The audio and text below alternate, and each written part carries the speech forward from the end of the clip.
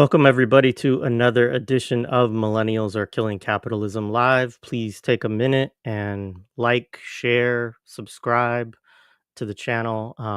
Most importantly, sharing because that gets it out to more people, but liking also does as well.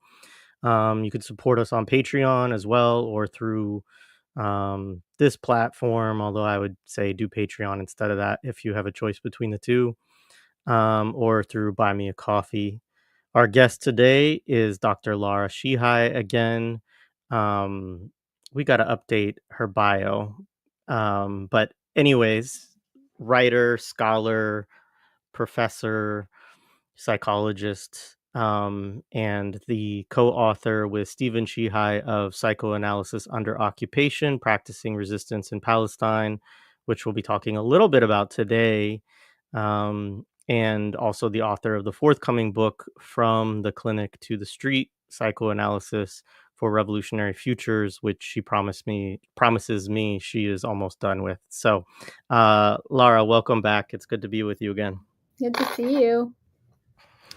Yeah, it's been a while. Our last one was I had this, it was like May 23rd or something like that. So it has been almost 2 months. I took a little bit of a break. And so anyway, it's good to be back with you. We have a lot to talk about. By my count, this is our 15th, although I sometimes think I'm missing one or something, but 15th conversation that we've had over the last couple of years. There's a couple of them that I'm not counting in that because they were before that.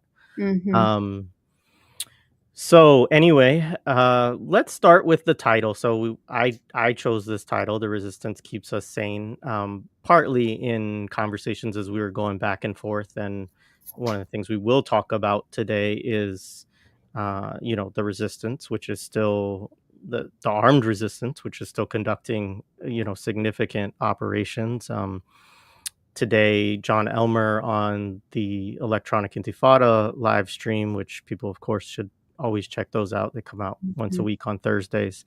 During his resistance report, which, they noted, I mean, they're the only platform that does that in the English language regularly, to go through all of the resistance actions on a weekly basis. And I think that's such an important thing to do and to have as a component of all of the work that they do around Palestine, including all kinds of other conversations. But I think it's really important to keep that as a component.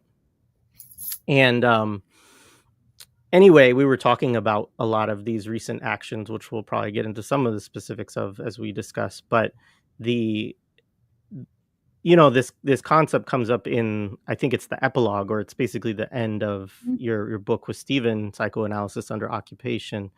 And it sounds like it came from a Palestinian saying it, and then you also then kind of elaborated it out to think with all the different ways that you're thinking about resistance in that book as a kind of social cohesion, social fabric, which also I think connects into someone else we'll talk about today, Basil Al-Araj, and him talking about like how wars are basically a society versus a society in a certain way. So maybe you could share a little bit about where that line came from and the ways that you thought about it as writing the book, and maybe anything that has deepened your thinking around it in recent years. Yeah. Well, thanks for having me. I love being in conversation, and it feels like it goes by so quickly. But I've also, like I said, been in writing mode, so that goes quickly too. Yeah, it did. You were right. It did come from a Palestinian, and I think what's important about that is also came from a clinician. And I'm saying that because I think sometimes there's a way in which my field likes to separate the social and the political from the psychic, which has been, the sort of journey of my life is pushing up against that and demanding that this is not only hypocritical, but also completely flies in the face of any revolutionaries that we know. And certainly Frantz Fanon himself, who was talking about this, in the 1950s. This isn't a new concept. The fact that people don't want to think about the political and the psychic is an ideological campaign. It's a political campaign to cleave off the social and the political from the psychic. primarily also as a way to kind of hurry along carceral discipline, the ways that people fall in line, and to redirect resistance. And this is where this comes from. So Nidal and Ramallah had said to us, resistance keeps us sane. Meaning, and in that context, she was talking about many things. She was talking about what it meant like to be an engaged clinician. And here I'm riffing off of Beth El-Araj as an engaged intellectual. And so resistance comes through the clinic, through the ways that you think about these things, through the ways in which you understand that there isn't a separation between your clinic room and the condition of settler colonialism that's happening in Palestine, which a lot of Eurocentric sort of thinking and psychoanalysis in specific would have us believe that the sanctity of the clinic just exists and everything outside of that, the material world, material reality, has no space in that. So I think that comment, resistance keeps us sane, is one way in which Nidal sort of kept us connected to that. And on the other hand, it's a commentary on the condition of being Palestinian, right? And I think part of what we do in the epilogue is sort of go through, we use the writer and poet Abdul Rahim Sheikh, and sort of think about the ways in which knowledge production is a piece of resistance, but also sort of seeing on this continuum of whether knowledge production through poetry or knowledge production through writing or art or any one of these things. And what does that mean when we're also thinking about resistance in the ways that we're seeing today, right?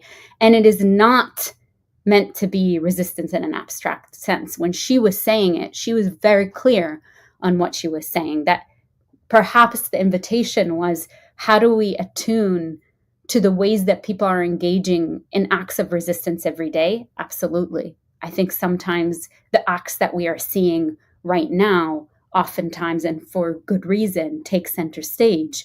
But when people are under a constant condition of oppression, of settler colonialism, as is the case in Palestine, across Palestine, what does it mean for us to be aware and be attentive to and be attuned to all the ways that people refuse, right, degradation, refuse humiliation, refuse to be normalizers, refuse to engage in the parameters that a colonizer sets for you. And that's how everyday life is circumscribed. So I think that would be my largest takeaway. And I think what leads me to different textures that I'm thinking about today as I watch this, it keeps us grounded in life. Like when I say resistance keeps us sane, I think some people struggle with that because they're like, okay, well, this is an ableist sort of term. We're talking about saneism.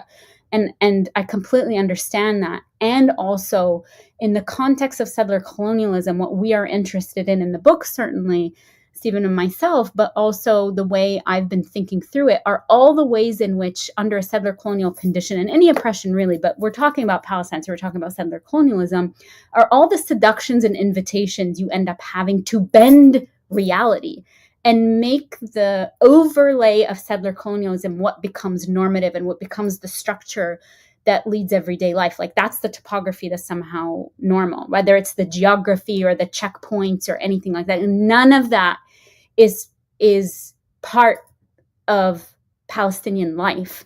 That is part of a settler colonial overlay that the state now known as Israel has imposed on Palestine.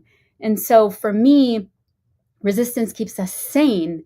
The sane part of that is it keeps you focused, not just on the condition that creates this, but also then about what type of resistance is needed to completely dispel every part of the fabric of that settler colonial regime that wants to dictate your life. And so right now, as I'm thinking about the sort of afterlives of this, thinking about how we continue in acts of resistance, how it is a demand on us to say that there continues to be life here. There continues to be Palestinian life. And it's a strong will to live. And it's, so for me, that's what I keep coming back to, is the sanity is not to be inducted into the psychic inversion like we've talked about before, where all we can pay attention to, as we should, is the suffering that's being imposed. But if we're to do that, is to be clear on who it is that's making the suffering happen, and at the same time, who it is that's insisting that there's a will to live here. And that will to live is actuated through resistance. Yeah, no, absolutely. And I think that, I have gone back and forth, and you and I have talked about this. There were certain periods during the war where that I early on I talked about sort of a psychic need to see, Yeah. and I'm talking about actual resistance factions. Um, it, them to, the videos they send out videos, and I think it's very important that one that we never see these videos within Western Yes. media, but they will show videos related to, um, you know, humanitarian, and bring on people from, these NGOs to talk about, how bad things are. Even, you get some of that, not nearly enough, but you do get some of that into Western press, Mm-hmm. particularly at points where there's some other stuff going on, and there's some kind of inflection point where it's like, okay, why are they covering this right now? I mean, this is always one of my questions whenever I see Yeah. some coverage around Palestine in Western media. I think it's sort of a way to, respond to a demand that is massively on them, that they're largely ignoring, so they feel like they have to put some small components. And um but one thing that you never see are, I mean, you don't see Palestinians, period. Like, the fact that Western media doesn't bring on any Mm-hmm. Palestinians to talk Mm-hmm. about, Mm-hmm. what's going on in Gaza, and when they do, there's all the ways that they try, Muhammad al-Kurd's book does a great job, Yeah. Perfect Victims, of talking about all the strategies that are deployed against, people like him, who may become, invited into some of these spaces sometimes, and then, they want you to condemn and Yeah. disassociate and all of these kinds of things. Yeah. Um, but I think it's really important that they never show the resistance videos at all, because they always, if they want to fixate on anything, it's on their distortion of what October 7th was, and the way that they can bring up these atrocity propaganda and this, like, very flimsily reported narratives that just don't have, like, any real sourcing and weight behind them. Mm-hmm. um and and most of which are just outright lies, Yeah. right? Like, to be clear. But the fact that they don't want to show this continuation of fighters, and it's at a moment where, as I think Elmer said in his report, that last month was the deadliest for the IDF, since, October 2023, and that, this week was deadlier, I guess, by pace than last month Mm-hmm. was as well. And so you are seeing it. I am finding that the Israeli press, which always covers more than the Western press, is covering these a little bit more, including some of the videos, which usually they don't show the videos in Israel either. Yeah. Um, and I just think that that's an important thing, that, like, it's part of why, again, I think it actually is important for us to watch these, even if it has to be balanced with what else are we doing, Sure. because, like, you can just become a spectator, or sort of, they can become a kind of fetish object of their own, Yeah. I think, and that's something I've heard people criticize at different points during this. um and I also think it's hard because you don't want watching them to outweigh the suffering of Yeah. so many, Mm-hmm. hundreds of thousands of Palestinians or other people in the region, people in Lebanon, etc., Yemen. But I think that the fact that there is a campaign across the West to sort of disappear them, the fact that Electronic Intifada has to carefully Yeah. edit them just to play them on this Mhm. platform we're on right now. Otherwise, they'll have their videos taken down. Yeah. It says quite a bit, I think, about the importance that they have.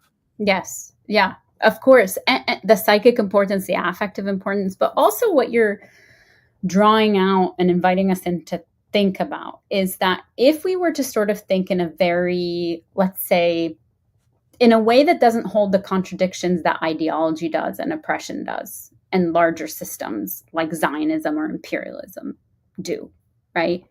Is that one could say that showing these videos would be a way to show and illustrate that these people are quote unquote terrorists, right?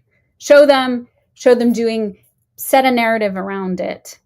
So the fact that they're not tells us there's another piece that I don't want to give them too much credit in terms of what they're intuiting on, but there is a narrative push, like you're saying, about who gets to be a speaking subject, who's the one that sets the frame, but also shows us the fucking lies that they've been saying, because most of these operations are from places that the settler state has lied through their teeth and through propaganda to say that they have maintained control over, or that the resistance forces are completely decimated, or that, you know, the leaders are somewhere else, and all the lies that have built up to this moment, including the lies of like military might of the settler state, that crumbles when you see these images. And so there's somewhat of a truth telling in the omission, in the erasure, which is actually really important for us to pay attention to. Because again, if you have an entire machinery of Islamophobia and racism, one could ask, like, why not let that run? Well, because there's something else that might stop that up, including, I mean, you see some of the commentary of folks being like, understanding that after almost 2 years of this, that the idea that, you know, at the beginning when we first started having these conversations, Jay, when we were talking about like who you're meant to identify with, right? That you are meant to identify with that soldier in the, you know, in the tank, that's the person that's really being victimized. That's the person that can't fucking eat meat because they, you know, pulverize people. I mean, those attempts are falling so flat now. And I think this is what we're seeing with people just not having any sort of bandwidth for any Israeli propaganda, or certainly genocide dares, or any one of these things. Like, that footage flies in the face of this. And I think we've talked about this a long time ago, about losing the narrative and psychically losing where people are investing their affective sort of push towards this.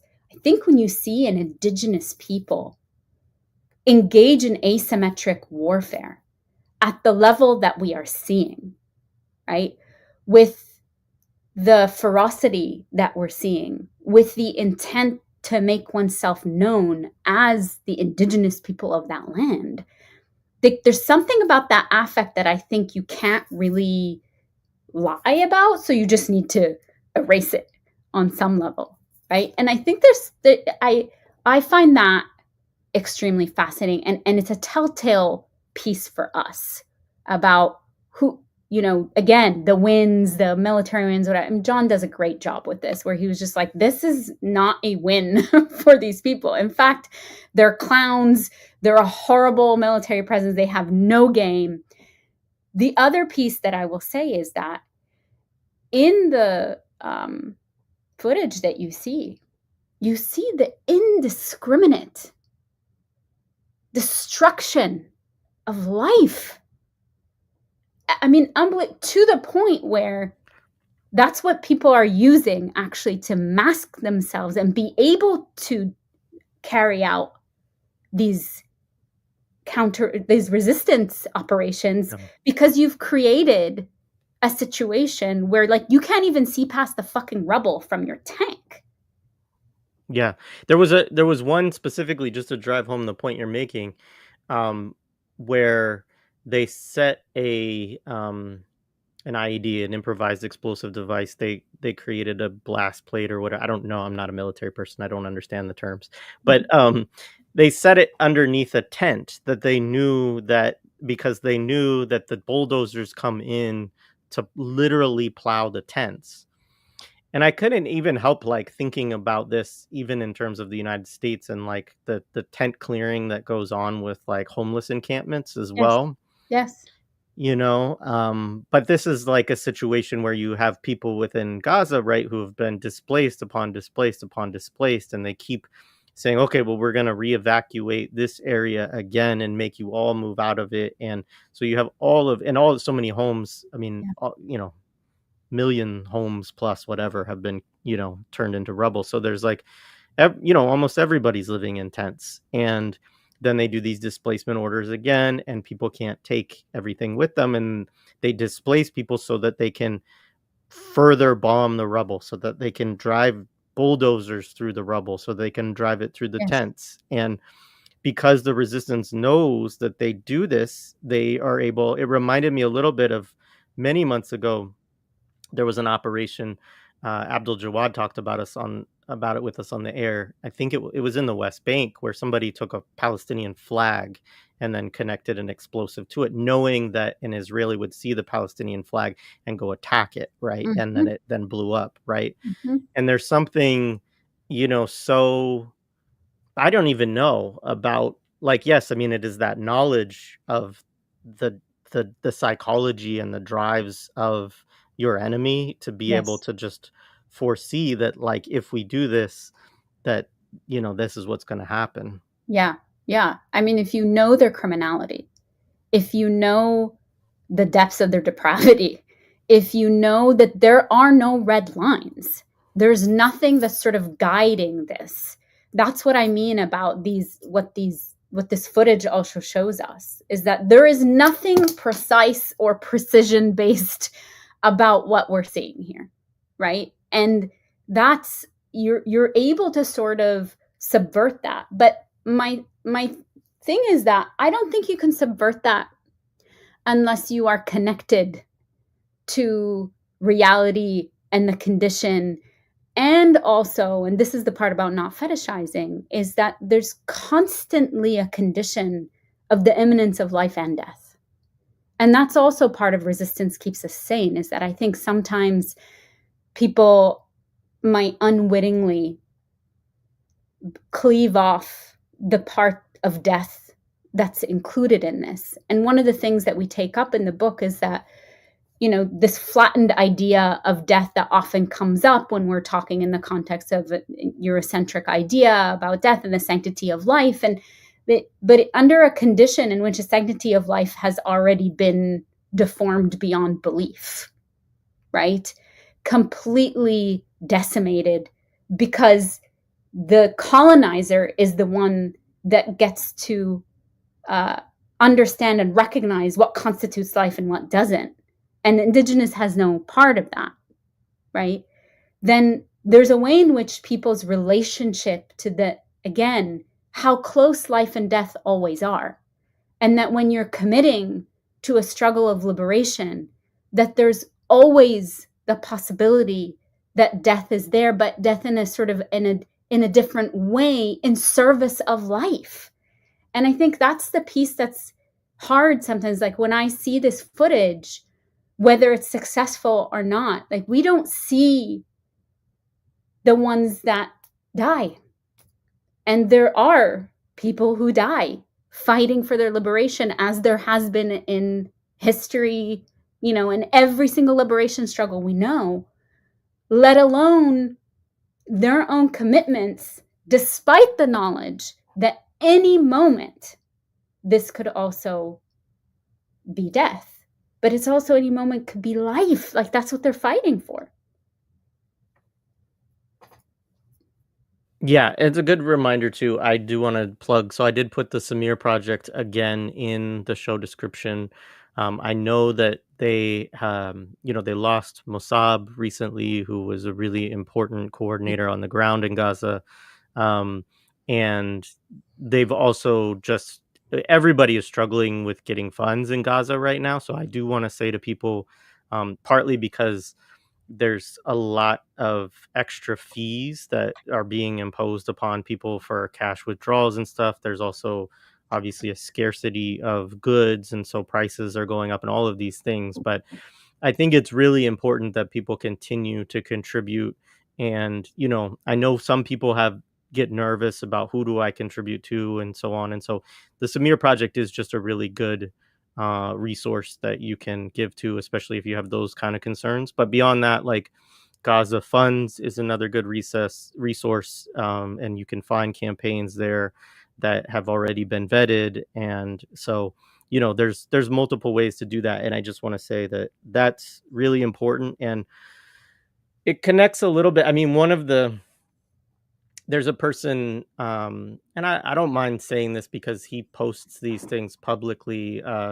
Samir, who I've shared his campaigns a few times. He has a child, and he has his wife and his baby that's on the way. And he has shared different reflections, especially recently, on Twitter. I'll pull up his account in a little bit. People can check it out. Um, but he talked about during a couple weeks ago, he went to one of the so-called Gaza Humanitarian Aid Foundation, the Death Trap Squid Games Yeah. aid system that Israel and the United States have brokered currently, which is one of the central demands of the resistance on this current ceasefire negotiation, which we'll talk about, I'm sure, a little bit later. But Mhm. a demand to open it up and not have them be the brokers of aid.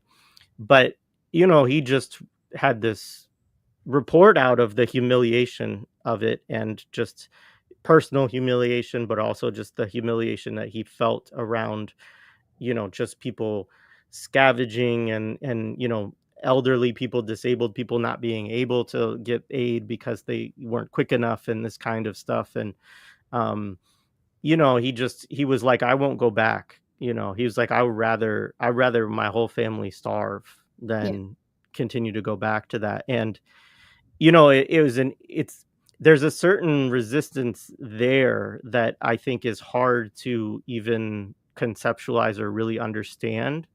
But I mentioned it to Abdul Jawad in, I think, our most recent discussion, and he was like, yeah, he was like, there's it might have been the one before that, one of the recent ones. He was like, he thinks um that perspective is fairly broad within Yes. Gazan people, that a Yeah. lot of them feel that way, that Yeah.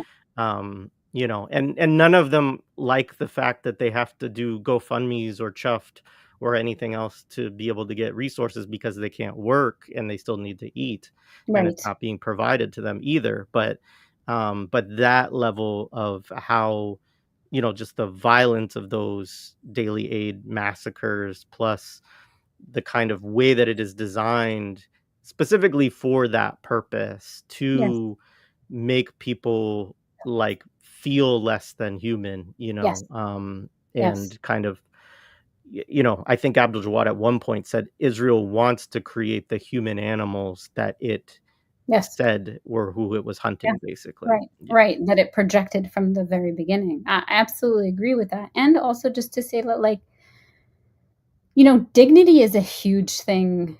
Like, you can't even translate. There's a word in Arabic is karami. The closest thing is dignity. And I think that it's one that doesn't quite do it justice. But that's a centerpiece. Like when we talk about sumud, dignity is a centerpiece of that. When we talk about iltizam, commitment, dignity is a part of that. Like the idea that you don't step down from that dignified stance, right? That you would rather die standing up that rather than on your knees, right? If we're talking about kanafani here.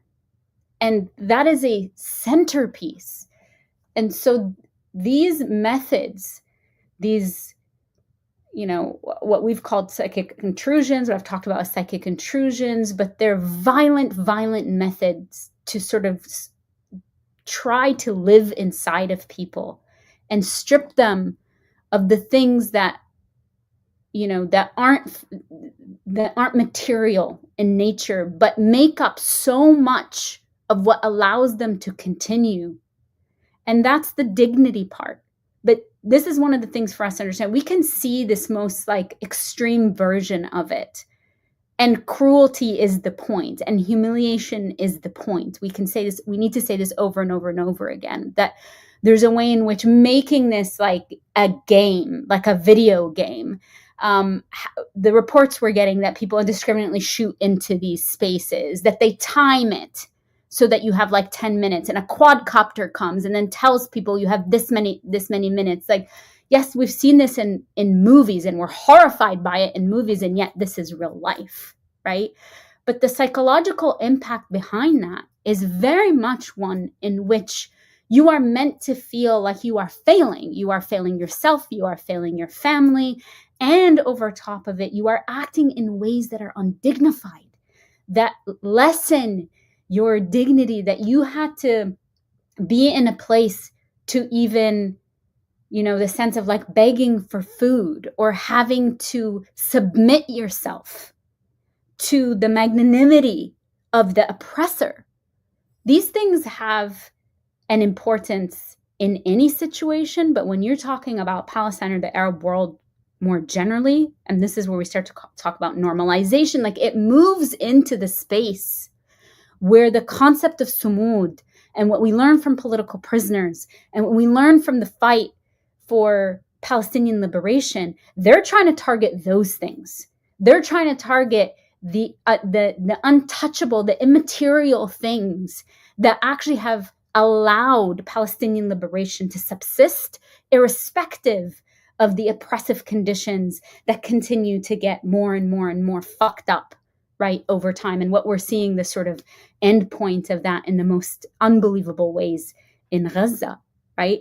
So I think there's that piece of it, but I want to remind folks that, again, we're seeing the most brutal versions of that in real time. And like it should be shocking to us. And also I want to reground us that this is a central function of the Zionist machine. It's a central function of the Zionist settler colonial machine. Checkpoints are a version of that. Putting people in a fucking cage in Gaza for 17 years prior to doing this is a version of that. Subjecting people to have to submit to visas to travel within their own land is a version of that. If we want to go back to the book, having clinicians have to get licensed by a jury of Zionist Jewish colleagues who then nitpick about your Hebrew because you're not allowed to do it in Arabic is a version of this.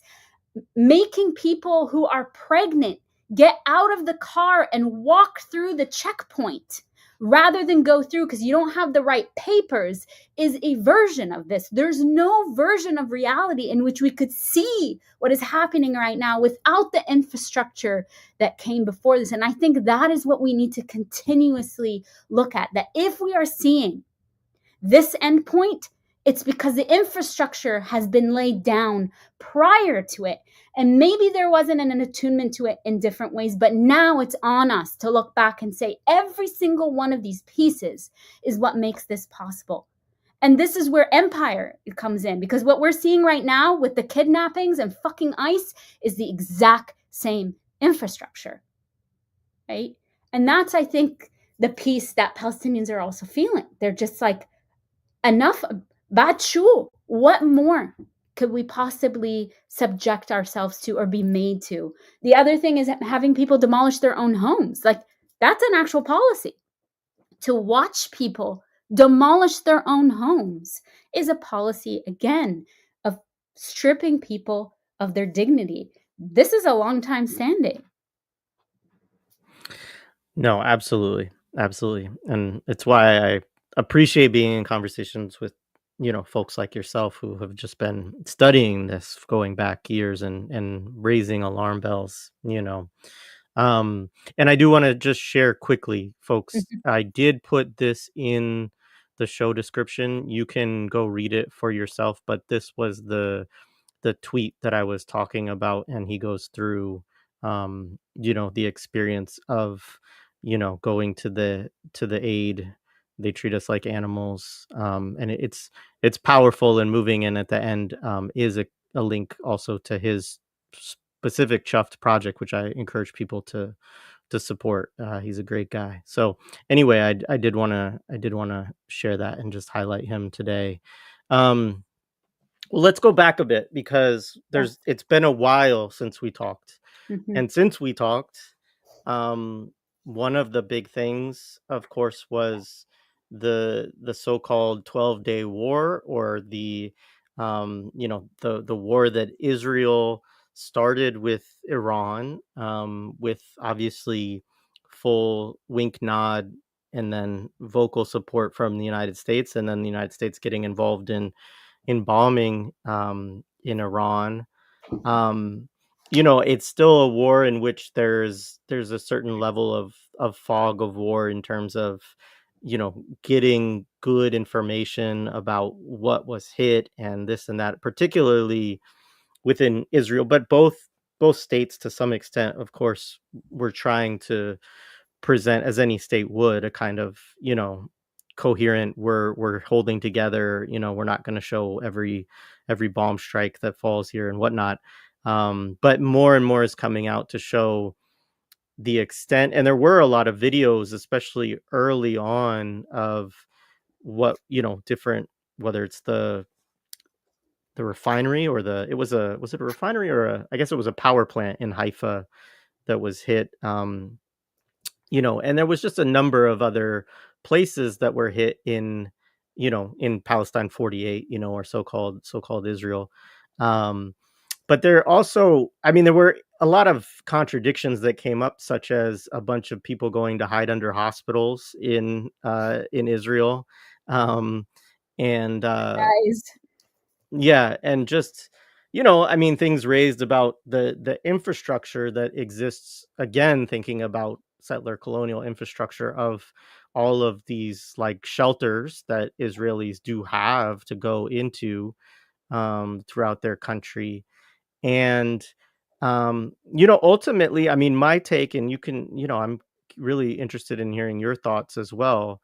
Ultimately, my take is that it was a war that at a certain point, Israel and the United States decided this is too costly for us to continue to go on with this right now. We need to create an off ramp. And I really think that the bombing of those nuclear facilities, while it may have done some level of damage, there's a lot of acknowledgement that they know the nuclear material was not there anymore, and they don't know how much damage was done to, like, centrifuges and crucial technology. So a lot of that seemed to me to be for show, and then there's kind of a back off. So I guess we'll start there. I do think this also dovetails into another conversation that I want to have, which is about ceasefire right now, because I think there's a reason why we're starting to have more ceasefire conversation, and why both the U.S. and Israel seem more willing to engage, even though there still is distance. And one of the things I don't want people to get caught on false hope around this stuff, because a lot of this is Yeah. also psychological operations Yeah. too. Yeah. Um, but what was your takeaways from the 12-day war? Yeah. Many. But let me start with the where you ended, the theatrics of it. And I think that's I mean, there's theatrics to these things in general, but certainly when you have somebody like, you know, the current president of the empire, that is his wheelhouse, right? So I think there's a theatrics. The other thing is fascist like spectacles. That is what they deal with, right? But it became very clear. I mean, this thing like, we'll respond in 2 weeks, and then it was like an immediate response. Like there was a way in which the suspense of it, all of it, like the entire thing was a staged spectacle, so that you could, I mean, he could sort of have the sense that he was coming in and brokering a deal, all that stuff. We know those pieces of it. But I think it became very clear, right? The end, and then Qatar coming in and having to say the thing like you know, our sovereignty has been breached and all these sorts of things. Like by that time, I think it was very clear to us that there were a lot of negotiations happening behind the scene, which there always are. And by the way, there had been prior to this, which is why this was, you know, a sort of break again. But the Zionist state and the United States, that's all they do is break promises. They lie. There is no semblance of diplomacy.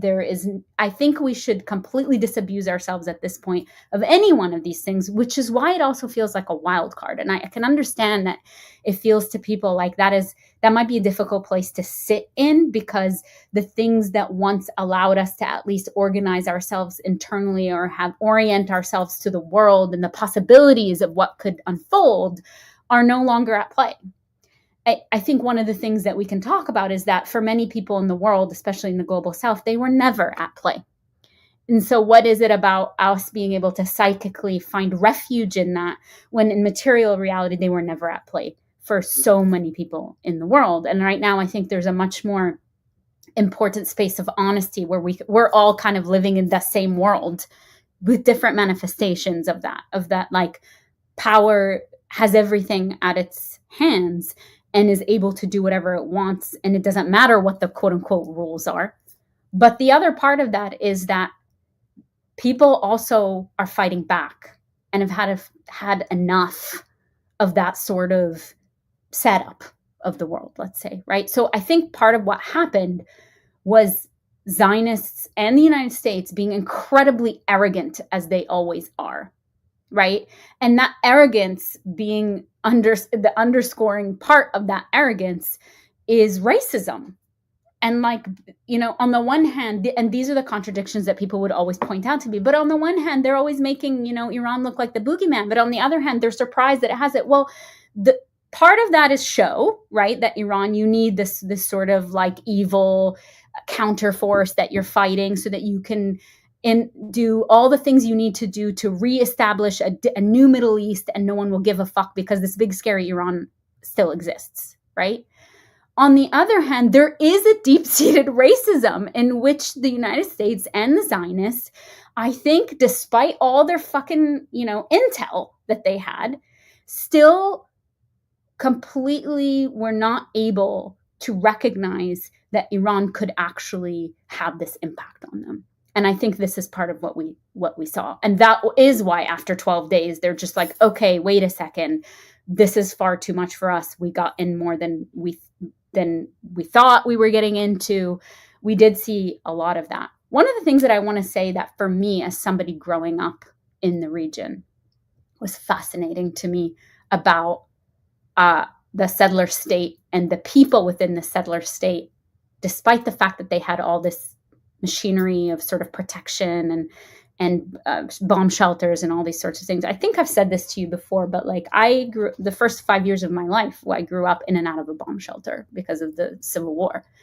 And I realized very early on in the context of Gaza, and then what happened, of course, with Sayyid Nasrallah, was to be like, bomb shelters are not meant to do what they're meant to do. Like if they had struck the bomb shelter that was underneath our house and that my family and I would get to through our kitchen, by the way, we would have died immediately. Like they're not meant to do what they're meant to do anymore, because forces like the Zionist state and the empire, they don't give a fuck about what their actual purpose is, to protect people, civilians, right? Now, the settler state has a whole sort of network of this, and they're extremely high technology too. Now, what we saw was them enacting their racism even within the context of like who's allowed into those shelters, like Palestinians who quote unquote have Israeli citizenship that we're always told, oh, but they have all these rights, are not allowed into some of those shelters. Forget about workers, right? The migrants or any one of those things. We understand the racism was on display even with that. But the fascinating thing psychologically for me is the emotional responses that settlers were having. For somebody who grew up in the region, who constantly heard, you know, drones, and breaking the sound barrier over Lebanon and bombs and all of that. Not only do you start to distinguish and sort of be able to know what is what, right? What's, gunfire versus a bomb versus when they're bombing an electricity plant a mile away, how far it is that this settler state that sets up its entire existence around how dangerous of a place this is, right? Their apartheid wall is because it's so dangerous for us to live. Everything they have to do, the surveillance, the sort of complete incursion into Lebanon, all these sorts of things they have to do is because it's always so dangerous. And then what you see is the proof of that. This is the first time. This is the first time so many people in the settler state have ever had to actually endure a bomb. So I'm saying this because part of what this also did was completely blow the lid off of the lie of how quote unquote dangerous this place is that needs to be armed to the teeth by the empire, when what we saw was really the recognition of people like I have never even considered, by the way, not even just experience. I've never considered that a building next to me could be bombed, right? Now that's part of that because you believe in the Iron Dome, you believe in all of that, but it's because also that your existence is through lies. The ideology of Zionism is a lie. And so that's the other piece. I think what was really becoming clear to me in all this is seeing the texture, the affective and psychic texture that shows us, apart from the theatrics of war and all the sort of geographical maneuvering and the geopolitical, right, things that were being worked out in this, that of course people end up paying the price for, right? Because people died in Iran. That those were the things that I found myself just kind of fascinated by what was happening. And a lot of people miss that if you're not of the region and you don't grow up with these experiences.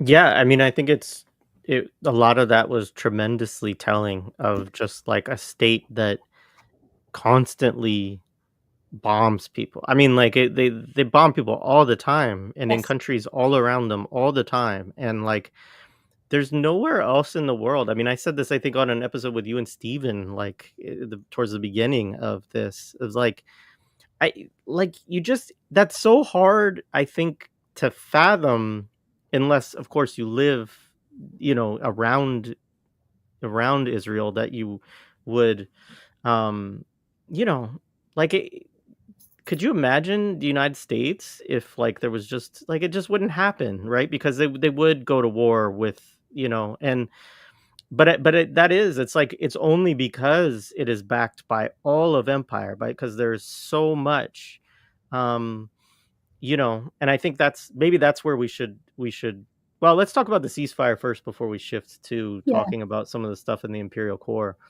But yeah, I mean, it is because of all of this backing. But yeah, the supreme arrogance to Yes. think that you can just live that way and call everybody around you a terrorist or this or that, and like that there's Mhm. never going to be consequences when, of course, your whole society. I mean, there is so much preparation for all of these things, whether it's the Iron Dome or other missile defense systems or the bomb shelters or anything else. But it's so rare that they actually, you know, outside of like one missile every once in a while getting through from Yemen, or, definitely in the north early in this war when Hezbollah was, constantly doing operations from there. But like on a scale in their major cities in Haifa and Tel Aviv and so on, it just, so many people without that experience. And I mean, there were some kind of, I don't know. I mean, there were just wild things. Like I think about DeSantis, like getting boats to get people who were on birthright back through like Cyprus to fly them back to Florida or whatever. I mean, Yeah. just wild things that were People going on. paying 10,000 euros, 15,000 euros to take a yacht to Cyprus. The, Yeah. People who are indigenous to a land, number one, don't leave their land. Number two, you don't have this ability to leave at the drop of a hat. And I think these are all really important. And sometimes they can be just like things we say, oh, look, these Israelis can leave anywhere. But for us to, again, come back to the infrastructure and say that, like, to be able to have all these options of leaving is a function of something else. And that function is being supported, all these sorts of things, but also that you're a settler that has options to go elsewhere, where, like, Lebanese don't have options to go elsewhere. Palestinians don't have options to go elsewhere. Syrians don't have options to go elsewhere. Yemenis don't have. Iranians don't. Partially because of all the fucking bullshit also that happens with inability to move and passports that mean nothing because of what the United States has created in the world, but also because that's their home. There is nowhere to go. Yeah, 100%. 100%. And this comment in the chat is true. The US bombs the whole world all the time, and they were just as surprised on 9/11. That's definitely true on a societal level. I mean, I think there were a lot of us on the day of 9/11 and after that were like, well, duh, like this is going to happen at certain points. But yeah, I mean, it certainly was a shock to the society as a whole, and it did lead to a bunch of bloodthirsty imperialist fascism, in Yeah. response, for sure too. Yeah. Um, Can I just say one last thing? This brings us mhm. back to the resistance keeps us sane. Like, there's a way in which everything that has happened, but certainly with what happened with Iran, that there's a reminder about that powers are not invincible. And I think that that's piece of this is what the resistance is showing us every day about the settler state that projects this image of impenetrability, right? Is that we will find you anywhere. The surveillance that happens, the intel. And do they have that? Absolutely. And do they have forces beyond what people on the ground have? Absolutely. But also, part of resistance keeping us sane is always having the ability to not only imagine, but enact a world in which you can continue to subsist despite that there is a future in which the settlers' power doesn't exist. And that's not just a fantasy, it's a reality. And it's something that's made through struggle, that's created, that's negotiated, that's constantly brought into being. But it starts there with the imagining, but with the recognition that this all powerful entity is actually not all powerful, and everything has a weakness and everything can be maneuvered against. And I think that's part of, you and I have discussed this before, about the commodification of despair. What despair does is lock us into these inevitabilities, into these foreclosures of what life has to look like, or the fact that this will always be a losing game, right? Or that these powers will continue to be as they are. The ways that we're seeing power have to reconstitute itself over and over and over again, or have to use the most, unthinkable modes of brute power to exact what it wants, is a really important reminder for us that it can fall, and it will.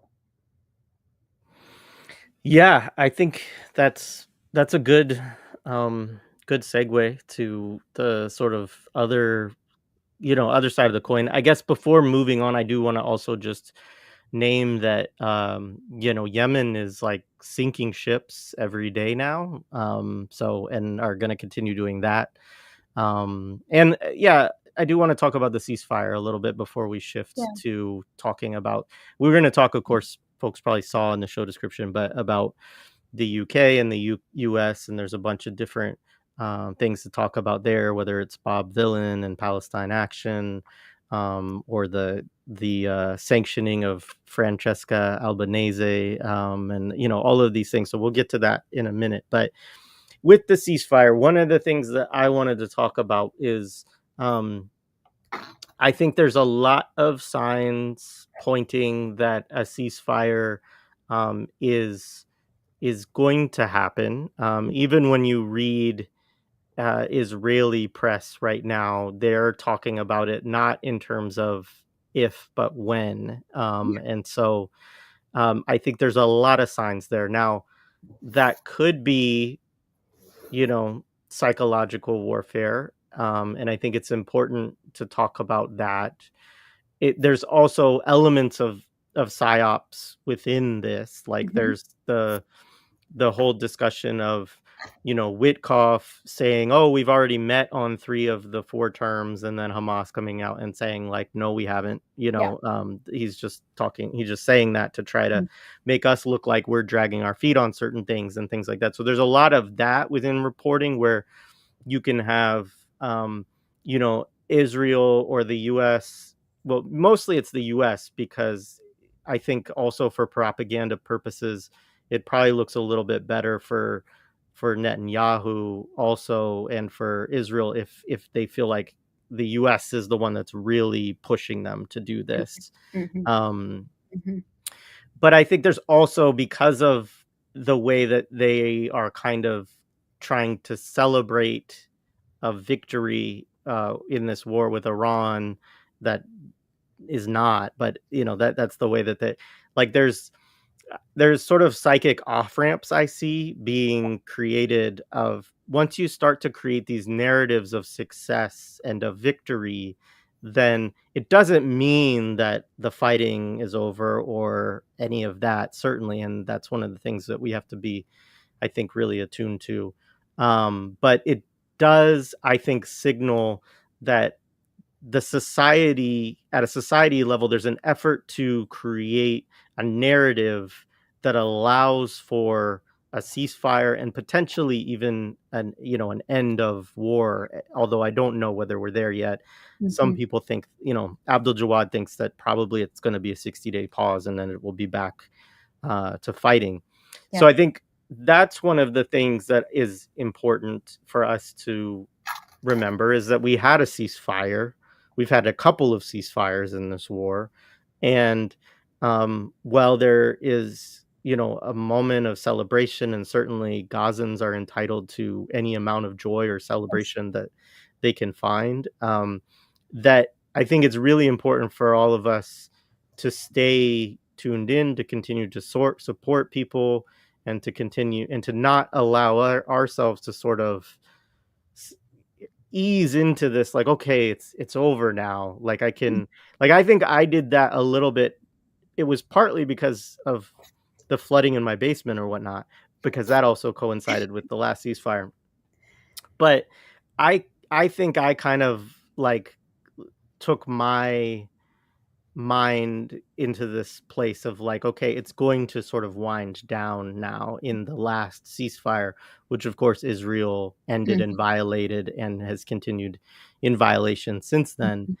Mhm. Um, so that's, I guess, one of the things. And then, of course, we also have the ceasefire, so called in Lebanon, which has not really been a Yeah. ceasefire at all. And that's also Yeah. very much a history of how the Zionist entity, how Israel engages in this process is that they always violate the terms of what they agree to as well, Yeah. which of course, to bring back to US, that's also every indigenous nation talks about this in terms of their own treaties with the United States and so on Yeah. as well. So um, what do you how do you approach this? Especially, I know you talk to a lot of people who care about this stuff deeply, and I'm sure that this is something that they're wrestling too. So how do you approach thinking about these ceasefires? Yeah. I mean, I share a lot of your concerns and your thinking. I think I ground myself again, and this is Bassel al-Araj, of course, helping guide us, is that you trust the people on the ground, you trust the resistance. And I think if folks are trying for a ceasefire, and I'm not talking about the terms that the empire is trying to impose, I'm saying that if folks are feeling like these negotiations are necessary, then that is what we believe and that's what we follow, right? And that the idea is that there wouldn't be this engagement if there wasn't a sense that that was necessary. right? And that to trust that anything we can think up of and theorize and do all the thing that like all of that is, as we say in Arabic, hakifadi, it's empty words when we're not the ones that are engaged in this. So the grounding is really who are the people who are, number one, at the receiving end of the most vicious of this criminal genocide. They're the ones who are leading the way. And if we're sort of watching what they're doing in terms of fighting, it's also to be able to trust that the negotiations are, they know more than we do around what the negotiations are happening. So that's number one, is just grounding ourselves in that. And there are many pieces of things that we're not going to have, we're not privy to, we're not going to know about, we're not going to understand. That does not mean, like you said, that we don't remain militantly clear. Did you want to say something? No, my mic, I told you it drops sometimes. It did it, Yeah. so I was trying to get it back on. So sorry. Okay. No problem. I just want to make sure. Militantly clear. Yeah, we need to be militantly clear, like you said, that this is an ongoing, there isn't an end point. And there isn't an end point because Zionism and empire and capitalism is interested in its own longevity. So if there are ways in which it has been brought to its knees, and there are many ways in which it's being brought to its knees. I mean, the Zionist entity is imploding from within. And I think this is part of the push, right? That Zionists don't give up. I mean, we know this from every deal they've ever made. Like, this is the thing. That's the mess of the Oslo Accords and all this sort of shit is like there's a sense and there's a theatrics about we were giving up so much, but there's really not giving up anything. And so all the things that they have been made to give up in the recent years has been precisely because they are imploding in on themselves. So that's the other piece, is for us to remain militantly clear on that. But like all other structures of oppression and ideologies, you know, there's a reconstitution, and that's what we have to look at. And what is our responsibility to then be aware, ready, whether in the heart of empire or elsewhere, to understand that there's another version that's on its way, not in a nihilistic way of like, oh, this is never ending. Well, of course it's never ending, because that's what systems of power do. They recalibrate themselves.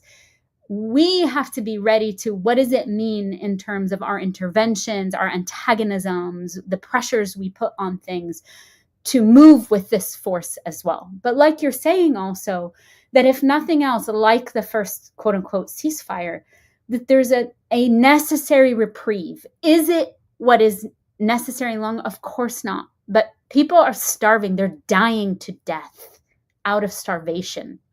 And so I think there's something materially necessary. And I imagine that's part of the calculations that are happening, that we need to take that reprieve and also not lose our focus about what's happening, what's our larger fight, the way that systems work.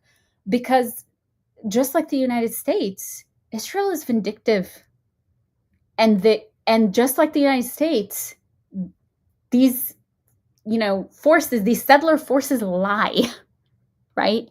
And they don't like to lose. They do not like to be humiliated. And so I think this is for us, is like, there is no going back. And in many ways, that's actually really important and really good, because I think the complacency and, our ability to sort of let things unfold without recognizing the condition constantly, that's long gone. I think we cannot go back to a time in which you cannot unsee this. And this is part of what is making them implode from within, is that the level of a pariah state that they have become, the level of sort of disgust that people around the world have with the settler state of Israel, and every person, entity, and organization that allows it to commit genocide in the way that it is doing in Palestine and across Palestine. I think that's, you can't undo that, right? So I think part of the negotiations have that in mind. What we're going to see, like you said, is part of what we're seeing right now, is a rush to save some of this. We can roll our eyes at that or look and balk and be like, how the fuck, how dare you, respin this? but a reminder to all of us that there are things that they cannot respin.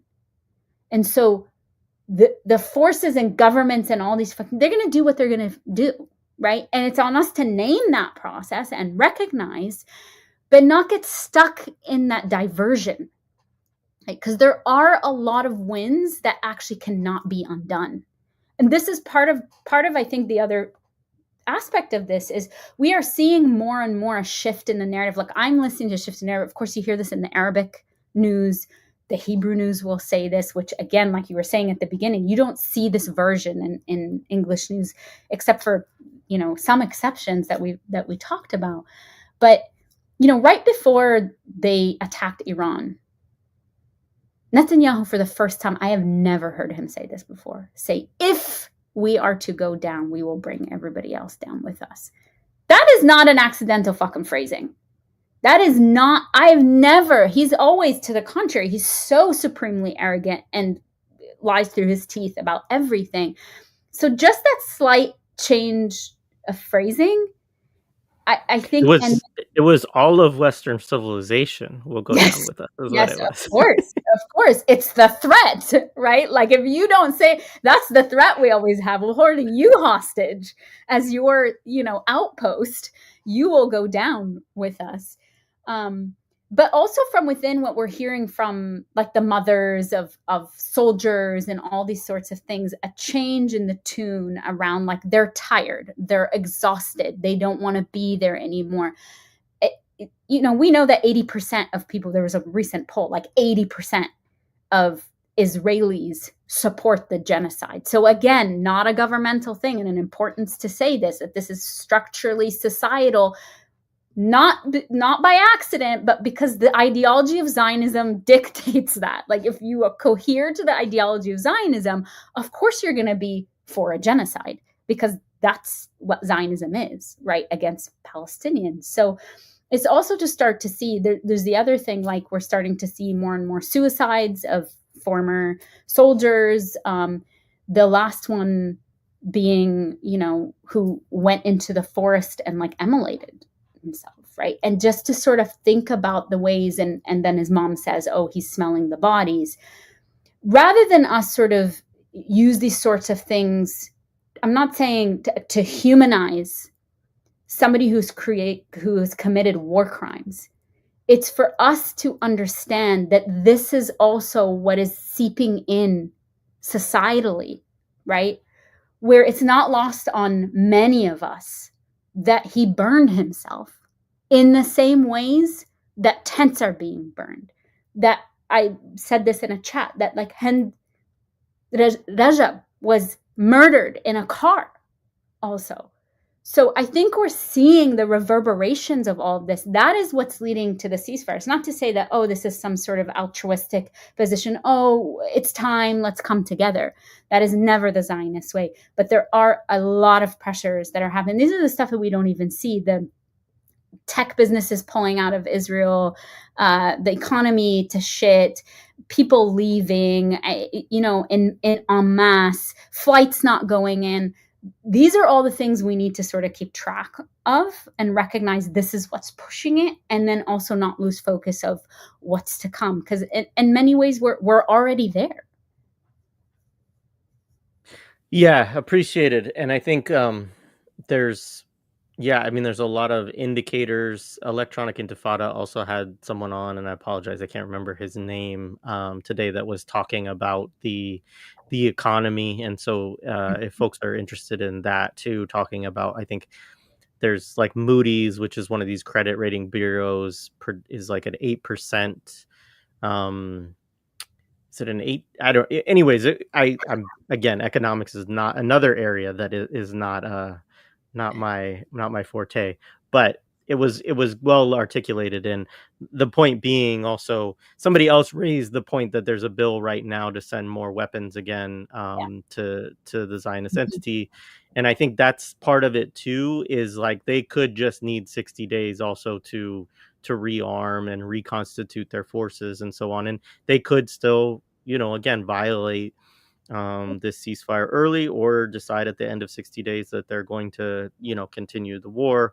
Or make And concentration camps, like they're saying. yeah, right. They're talking about making a Right. concentration camp in Rafah, and so you can't, anyway. So I just want everybody to be thinking about all those things as there is all this ceasefire talk, and figure out how to modulate how you're going to be during that. But Yeah. certainly, And my keep my hope pushing. is that it does give some reprieve to the people who Yes. are just, I mean, it's just horrible in terms of what people in Gaza have had to endure. Mhm. Um, all right, so let's shift a little bit to talking about Imperial Core stuff. So why don't we start? Well, do you want to start? No, let's start with the UK. So, why don't we start with Palestine Action? So, Mhm. obviously, Palestine Action has been, I think, in many ways, just from my own opinion, the most effective, organized effort in terms of confronting the military machinery that exists largely within places like the United States and the United Kingdom and other parts of Europe. But there's a lot of Elbit Systems, for instance, is one of the contractor that they primarily have gone after, Mhm. um, and targeting them with direct actions for years, having a good amount of success in terms of,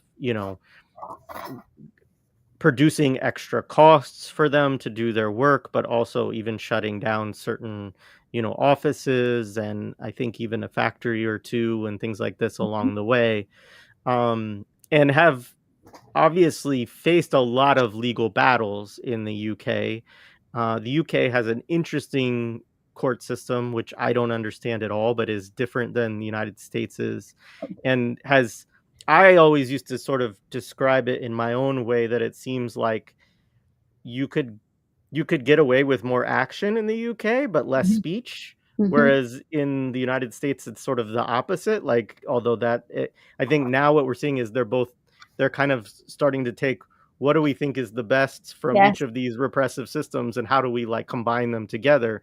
Yes. Because in the United States, like the idea of people being slapped with terrorism enhancements on a direct action has happened a lot Yeah. post 9/11, Mhm. and it happens very often among people on the left, like whether it's Standing Rock, like no dapple protesters and stuff like this. Stop Obviously calling. Stop Yeah. Cop City with Rico, like, so there's our legal system is more seems to be, to me, to be quicker to go down this route of like branding people as terrorists and as like part of, I mean, Rico was originally supposedly for like the mob and like corruption, right? And it of course has most been used against the left, really, especially in recent years.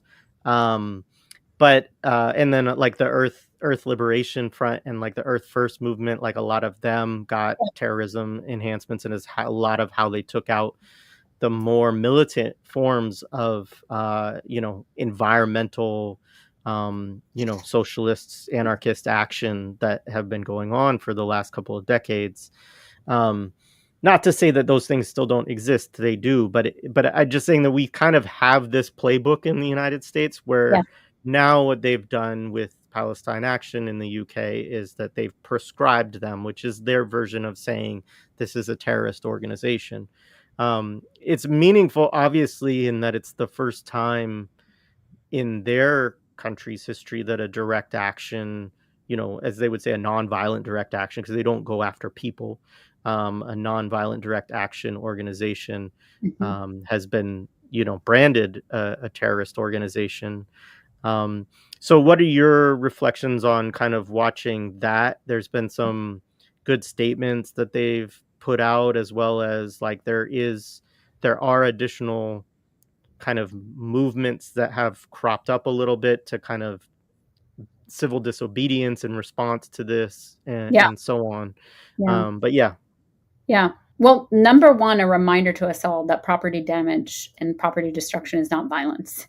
And that's like weird in the United States. So people are like, you're throwing, bricks through a Starbucks window. That's violent. And it's like that many parts of the world don't consider damage against property to constitute violence.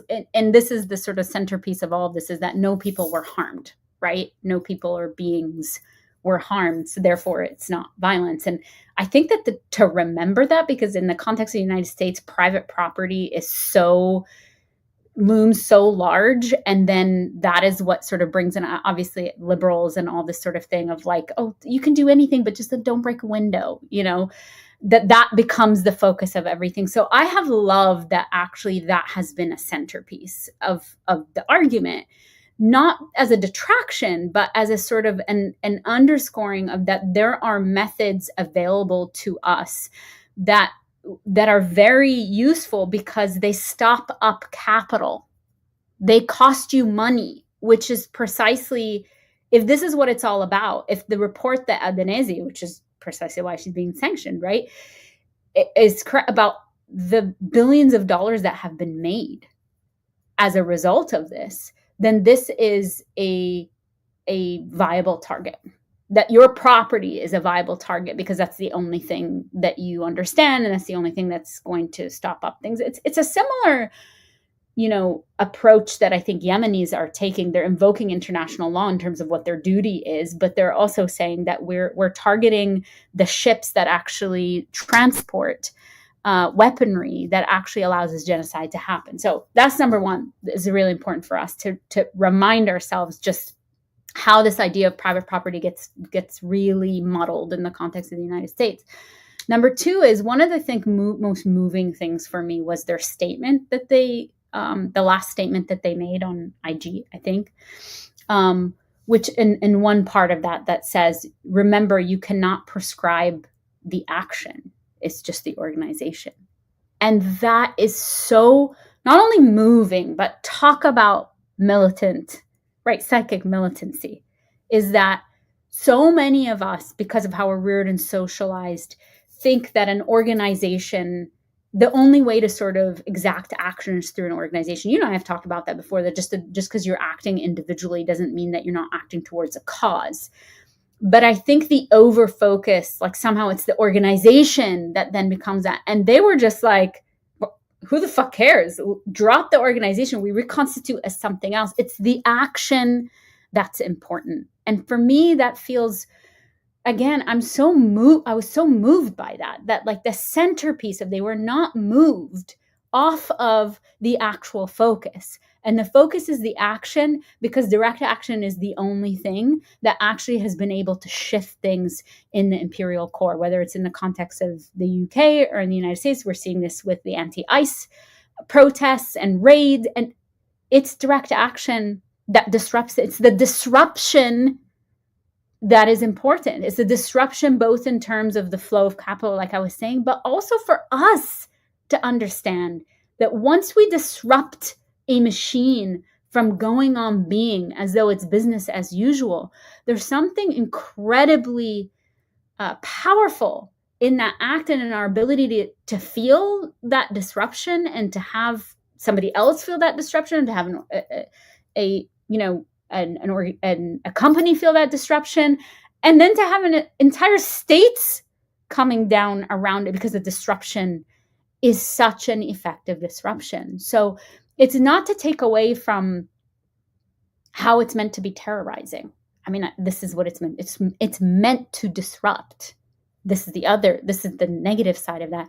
It's meant to derail and defang and demobilize, or organized action, meant to chill people, meant to scare them.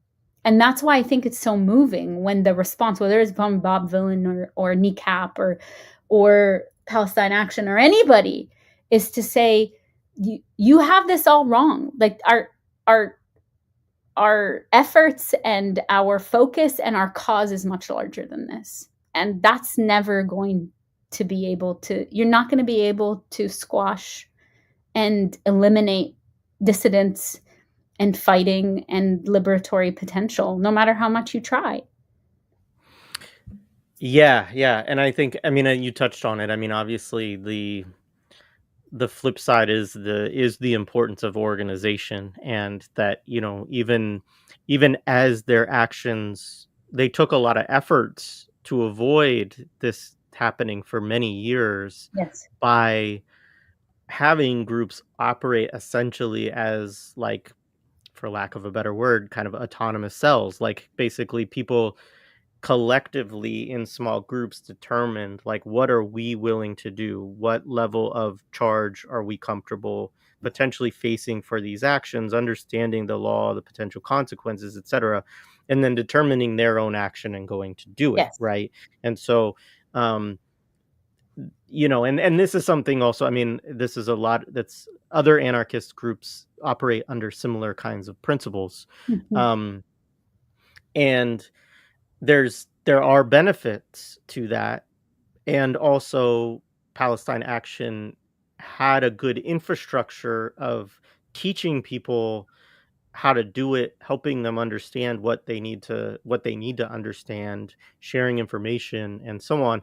And so I don't discount that this will make that more challenging to do. Now, yes, I do think you could just reconstitute under a new name, and this is actually a point that Dylan Rodriguez has raised on, our discussion too, of part of, countering counterinsurgency also is to understanding how it operates, and to sometimes not be so attached Yes. to organizations, institutions, names, brands, etc., but to each other and to the Yes. struggle that you're a part of, and you can, pop up as Yes. something else. Yes. Um, Another thing I thought was meaningful was, and this is like that, there were like elderly people who were holding signs that were like, "We support Palestine Action," like the day after the ban Yes. went into effect, who know that there's like, I mean, I think that there's a 14-year Yeah.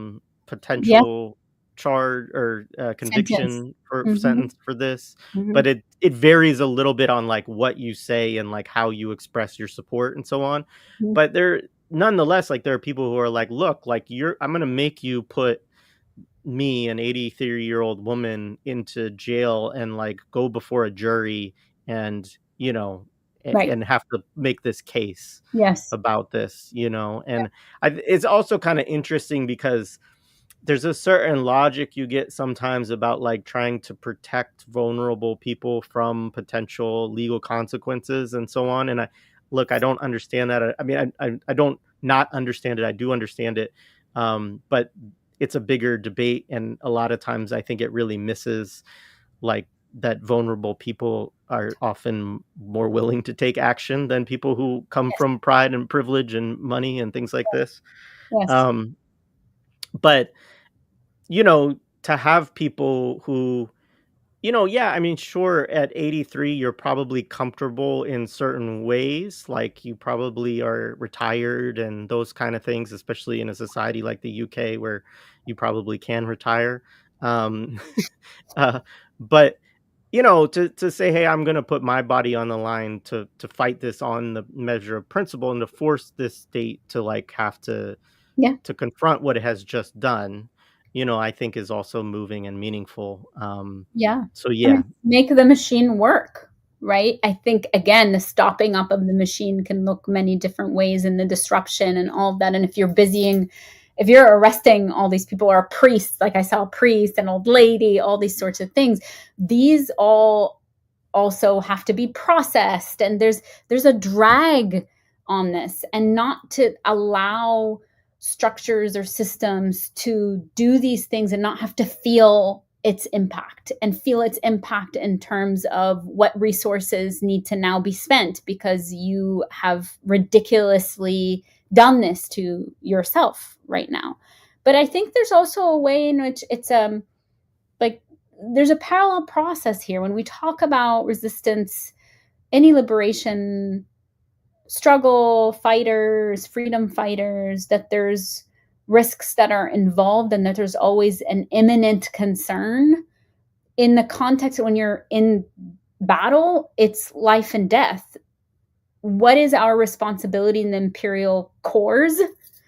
is to say, what are those negotiations that we're making and the risks that have to come with this, right? And like you said, not only is it paternalistic to be like, oh, I'm just protecting the most vulnerable, but it completely misses actually who's doing it now, not just who's willing, but who's doing it now. You see this in academia, right? There's always this sort of like, I've always been so confused about senior folks being like, we need to protect our, our junior or our assistant professors or anything. And Robin Kelly once said this to me, is like, if you're not doing it as an assistant professor, you're never going to do it when you're, a full professor. It just doesn't work.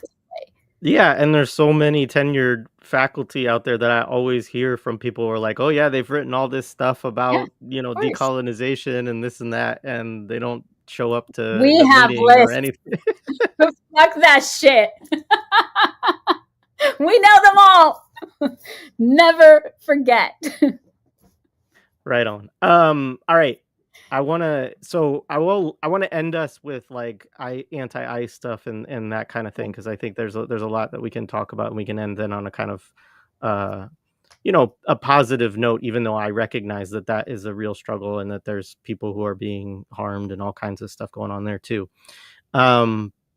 Let's talk about Glastonbury. So yeah, I mean, you have we don't have anything like Glastonbury in the United States. I will say this. Also, I do want to correct. Thank you. Colin mentioned that pensions are not what they used to be in the UK, and that's all. And just acknowledge, yes, I don't know a whole lot about it, but I'm sure that all aspects of your social welfare state are being, thrown in the wood chipper, basically, as is happening around the world. But Glastonbury is like a huge festival. I mean, I became aware of it when I did a semester in Ireland when I was in college, and my Irish roommates all, would show videos from Glastonbury festivals, and it's this massive thing, which people probably got a sense of the size by watching the videos. But it happens, I think, every year. And I mean, we do have festivals in the United States, but they're usually not on like mainstream television, also like co-broadcast.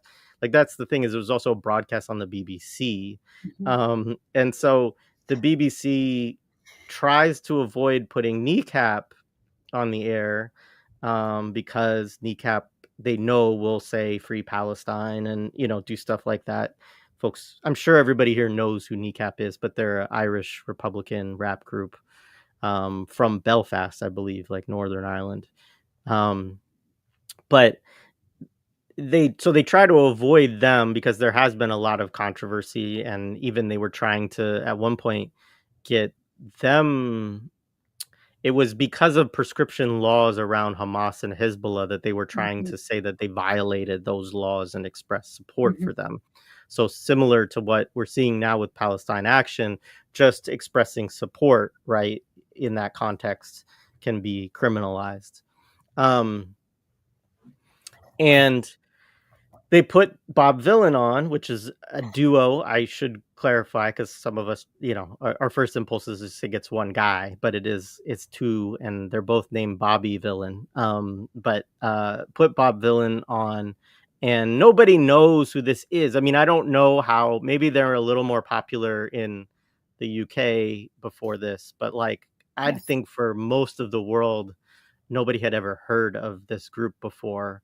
And of course, their lead singer chants death to the IDF. Great chant. And I'll stand on that. And the crowd goes wild. Like it's instantly the crowd is with it. And you have thousands of people chanting this, and it's going on the BBC.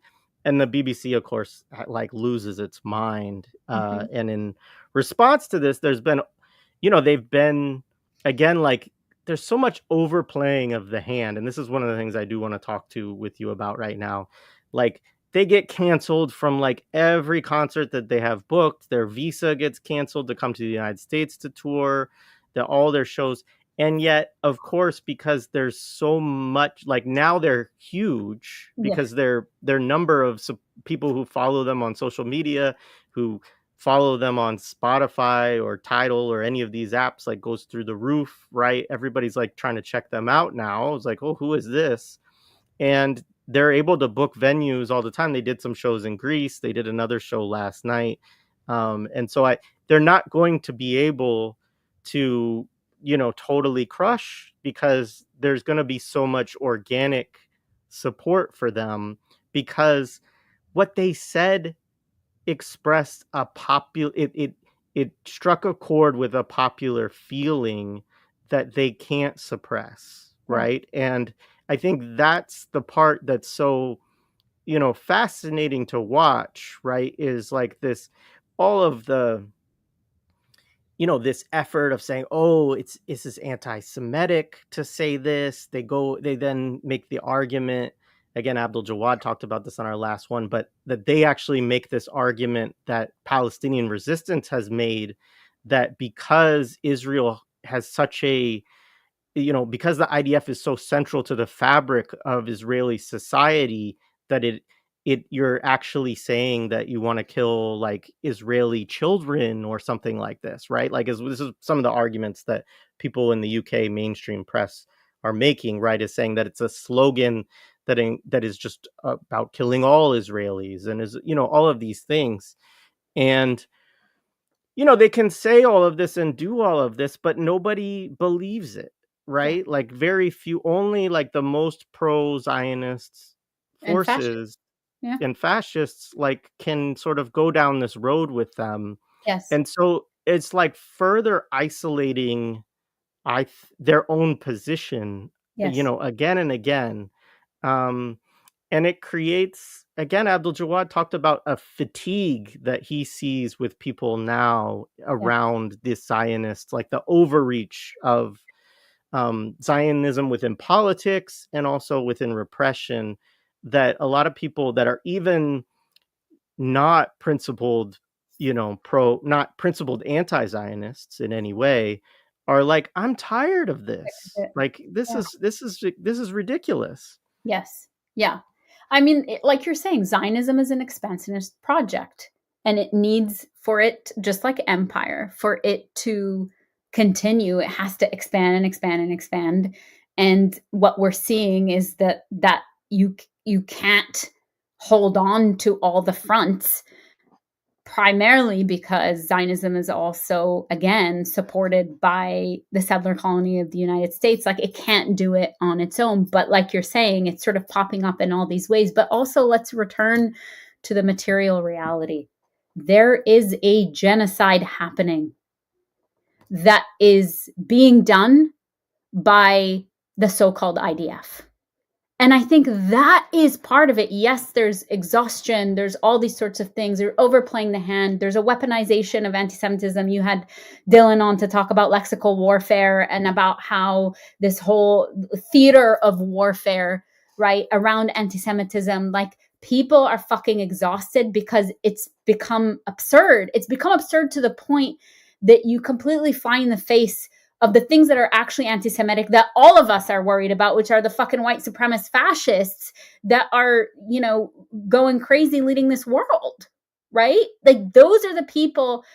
That's the piece, I think, that more and more folks are just can't get behind. That this means nothing anymore. Number one, it means so much because that's what Dylan's point is that there's so much that's supporting this. And on the other hand, it means absolutely nothing anymore, which is why folks can get behind that. Not only get behind it, but also, I mean, Bob Vylan got on stage and said the BBC is going to have a hard time with this. I mean, they're purposefully fucking with these state, or these organs of the state who have co-signed genocide, who have made it such that genocide can continue like this. So there was also a target. Like, the BBC was a target of this, which I very much appreciate. There was an intentionality behind it.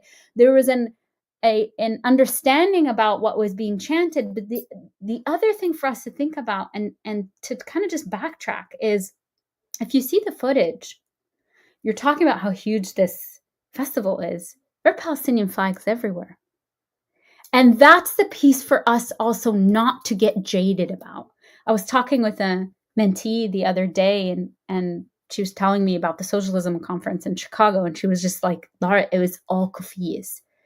And those of us who've been part of the struggle or maybe have worn a kufi for decades, it can be easy, but this is part of like how things become normalized in particular ways. And also my fear is that the sort of the narrative of power can come in also and stabilize this. Is that is actually not a normative thing, that none of us, again, despite our fights and it can't come into being. People can't just all of a sudden the next day show up and wear kufis. There's been so much building that's happened. But for us to stop for a moment and say, the reason why Bob Vylan got on there and said this is not just, is number one, because there's a genocide happening, and that was the attention. And number two is because there was a knowledge that the people in that crowd also recognized there was a genocide happening. Palestine is at the forefront of everything. Everybody wants to focus on Palestine and recognizes that this is the fight of our lifetime because of all the implications that it has, and because we've all been witness to it, which is why I think the overplaying this hand, Zionism has always tried to make examples of people. The United States has always tried to make examples of people and think that that will work. Well, when you make an example of a person every fucking day, people also sort of build up a tolerance for that. And number one, not only recognize the injustice of it in the face of starving people, concentration camps, Hunger Games that you're setting up. You think I'm going to give a fuck about chanting this about not? And then the other piece is, if these counter arguments are true, wouldn't you be concerned that there's a society that makes their children become part of the military to murder other people? Like, none of it is working, which is the same thing we saw, by the way, with the ADL being sort of voted out of the Association, the Education Association, sort of voting the ADL out of schools, saying the ADL is a propaganda or an organ of propaganda for the Zionist state. That's another example of this overextension that comes from arrogance, that comes from a history of impunity, that is part of white supremacy, that thinks that you can just keep on expanding and nobody's going to notice, when actually the global majority gets what's happening here, has been under the boot for so long, and is just fucking sick and tired of this. And so a chant feels very small next to that. Absolutely. And I mean, there's a lot of people who have been harmed by the ADL's presence within, education and teachers unions and all of this stuff. But, these relationships, a lot of people have lost jobs, Yes. And so on. And, uh, a few years ago, this was common, but it was always like, I felt like there was a lot of people there was people who didn't really know how problematic problematic is not even the word, but like how problematic the ADL is, to put it very Yeah. lightly, right? Yeah. They didn't know all the history of like their Yeah. involvement with like counterinsurgency and like the racism Sane. and all of these things. Mm-hmm. Um but they had this institutional space, which they still occupy, by the way. But this is a big, the teachers union voting them out for the National Teachers Association is a big deal. Yes. Um, but the they had a space around sort of teaching anti-racism. Like they like, oddly enough, like they probably, I'd be curious to know like the extent to which they capitalized off the like George Floyd moment with their own, programming and so on, because they like teaching anti-racism and diversity, equity, and inclusion, like these kinds of things has been a part of the Yes. ADL's bag for a very long time. And it was always an issue because you couldn't, like, talk about not being able to talk about Yeah, Palestine or exactly. Zionism, right? Exactly. You couldn't.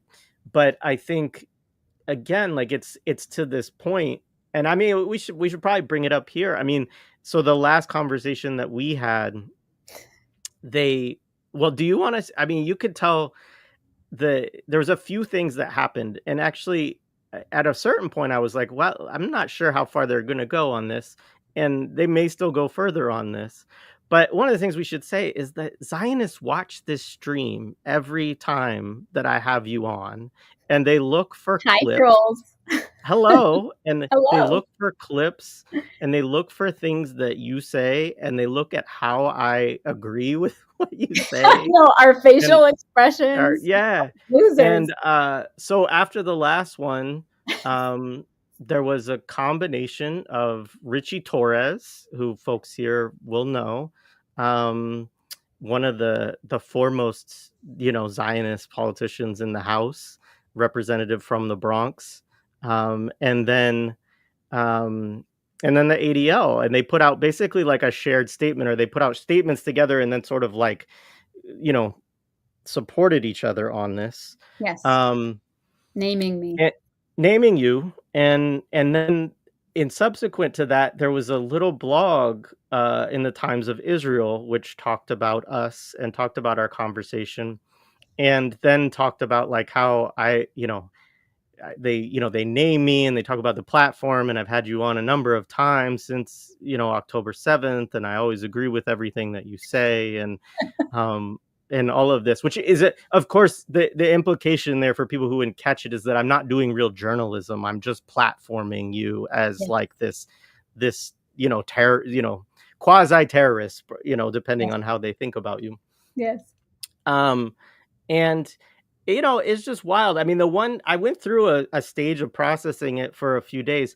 I eventually came to the point of saying, you know what, like, if these forces, if a certain amount of their attention, that they are going to write this short little, it was a short blog post, it was probably like 600 words or less, Yeah. maybe 400, that they're going to write this, that there's this professor that's tracking everything that you're doing as part of the downfall of Western civilization and academia, basically, Yeah. and that, like, the ADL has people watching, and that Richie Torres has people watching.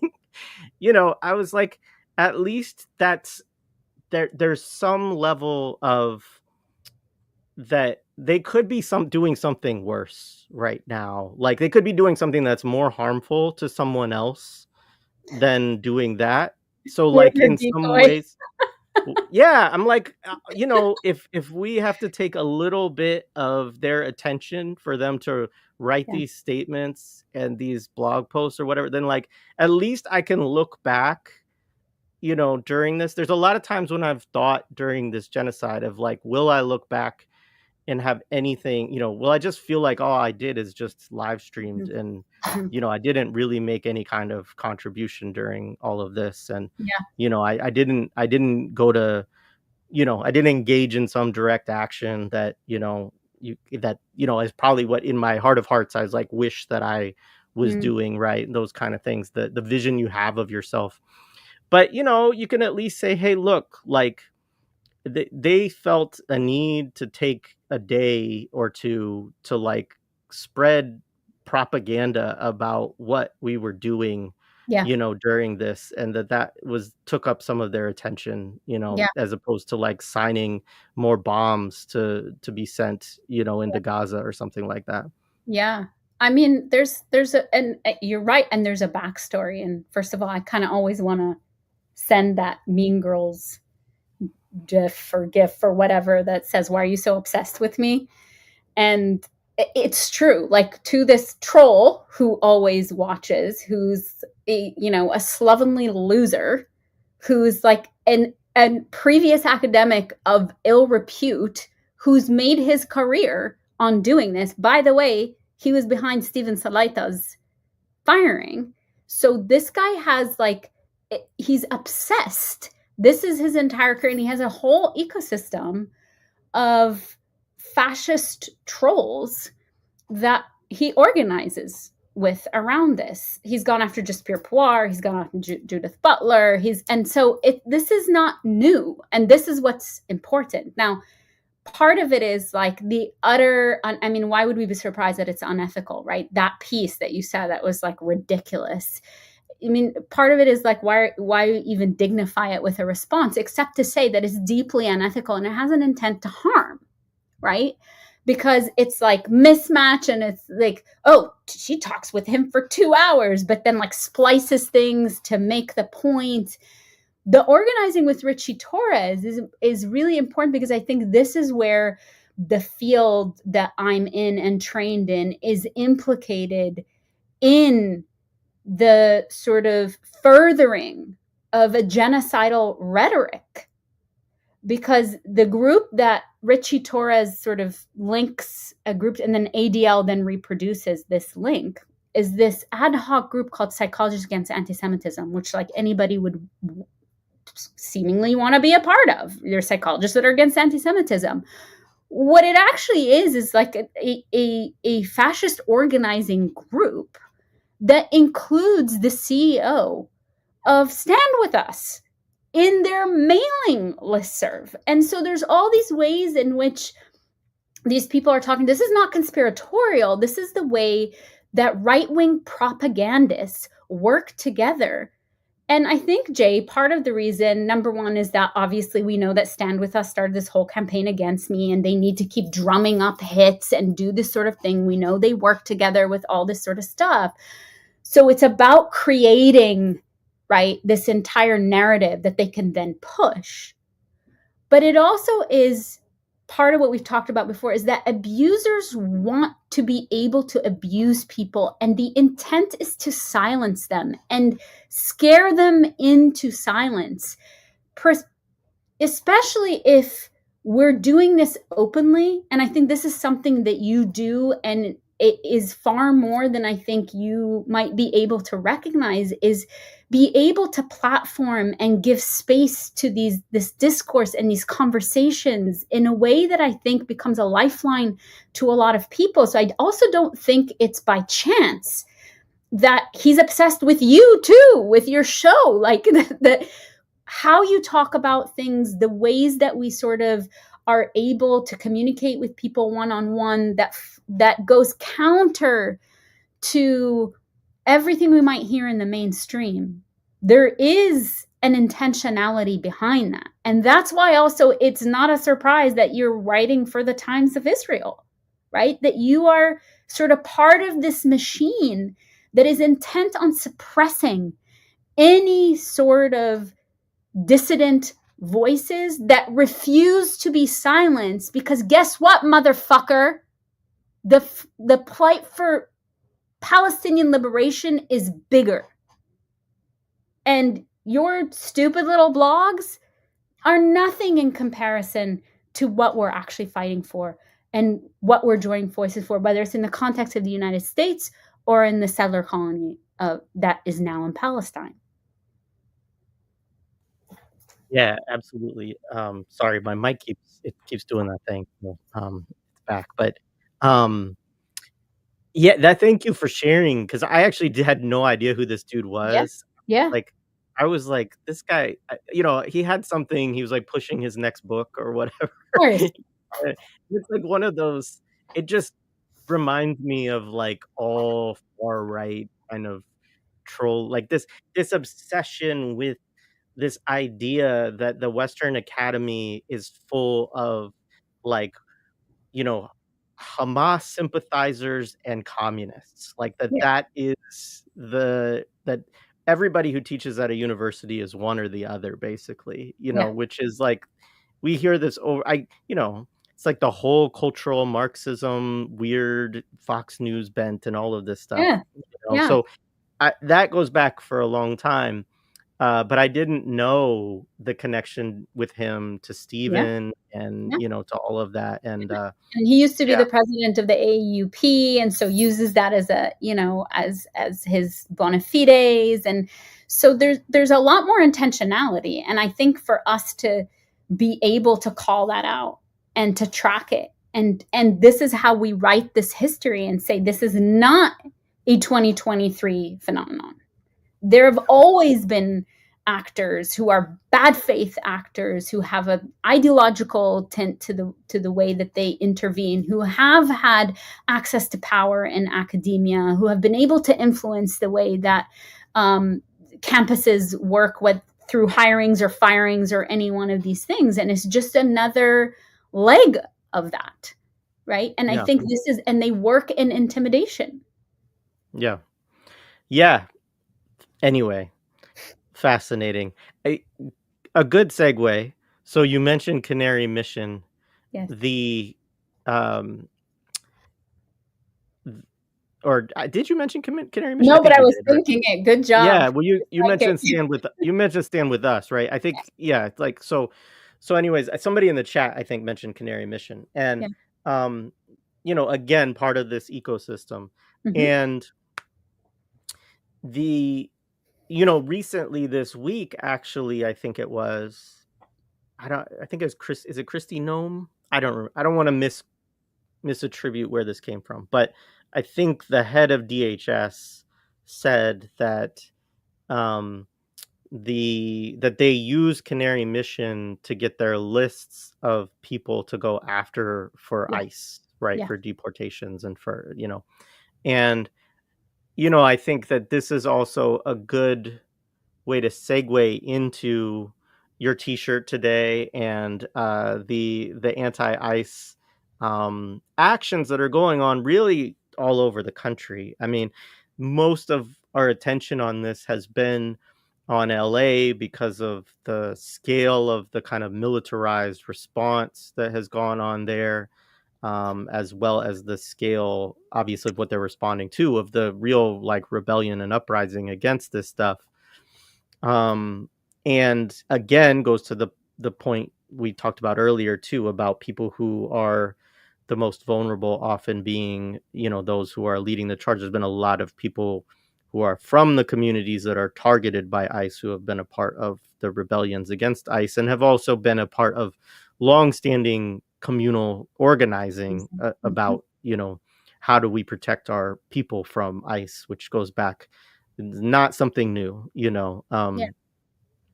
And so, yeah, what did you want to bring into this conversation in terms of, what's going on in this struggle around ICE right now, which is, again, like, we see a lot of it from LA, but there's stuff going on all over the country associated with this. Yeah.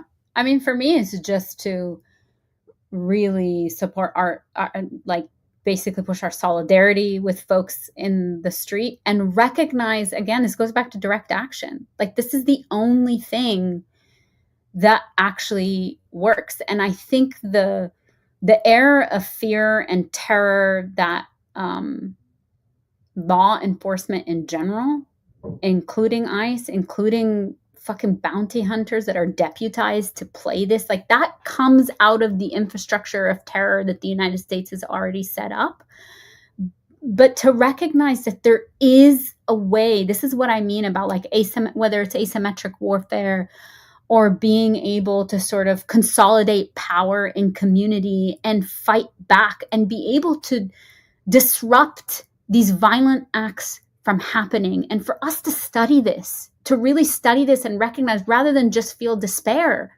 And we can feel horror and we can feel horrified by it, and we can be even afraid. I'm not saying that affect doesn't have a space here, but what I'm saying is that affect also can have a channel through which we work, whether that's disseminating information about, like, how do you recognize what is what and what is needed for this to happen and to intervene.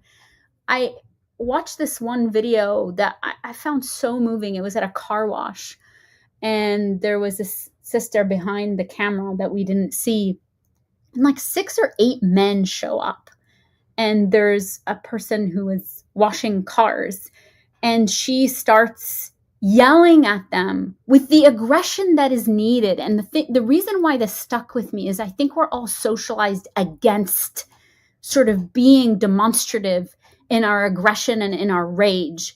And she was telling them, get the fuck out of here. Like, you're not allowed to be here. Show me your documentation, over and over. It's just a repetition. You watch this. It's like maybe for 5 minutes, a repetition over and over and over again. And these fuckers keep saying, oh, here's my identification, pointing to nothing, thinking that intimidation and fear alone would make this what they were doing, kidnapping, possible. And instead she's in sort of engaging in this rageful, rightful aggression towards these kidnappers, and at the same time then speaking to this other person in Spanish and telling him, don't say anything, you don't have to say anything. And I'm really wanting to sort of underline that, because that can seem so simple, but it's actually so deeply powerful, because those fuckers got back in the car. And I'm not saying that every version of intervention goes like this. We know that people are being kidnapped and there's violence that's happening. And also we know that these interventions also work. So we can't just do the dirty work for them and start being like, well, nothing's gonna, these interventions are actually really important. There's no way to do that without being direct about it and channeling aggression. There is no reason why we shouldn't be aggressive in protecting our people and protecting our community and protecting people around us. And I think that's a muscle to flex, because I think many people are not used to being that demonstrative in that way, but it's so simple and so powerful at the same time. Yeah. And somebody said this, I saw this, I think, on an Instagram post, and I apologize that I don't have the proper person to attribute it to, but yeah, like it's, again, to get back to why we don't see resistance videos too, actually it connects, is that like we see the ones often where it goes badly, right? Yeah. Like we're more likely to see the incident where community tries to stop somebody from being deported or whatever, or detained, and it doesn't work, and maybe some of the protesters who are involved in trying to stop it also get arrested in the Yes. so like there's a way that the media is conscious of trying to instill in people a sense of defeat and that their Yes. actions are futile, and Yeah. that ultimately you can't overwhelm the police, like you can't Right. overwhelm the state, or ICE, or et cetera, or the IDF, right? Like, Right. that was a big part of what was actually shattered on October 7th, was this sense of like, we're in this invulnerability, again, going to also the Iran, the war with Iran, like this idea that that none of this can happen to us. Like there's a sort of Right. sanctity, Yes. it's connected to the idea of sovereignty, Yes. um, that you know, you can't win against these forces, Yeah. even in a small scale way, which like where the reality is that people do stop detentions and deportations and arrests all Yes. the time. It Yes. happens all the time. Yep. And so I think also when people see videos of that, it's good, especially if they're not ones that have everybody's face, everything out Yes. there, hopefully, No. um, to share that stuff, but also to think about how many times this happens too, where it's like it's not on video because Yes. ideally, like we're not sitting on our phones as we're trying to do this.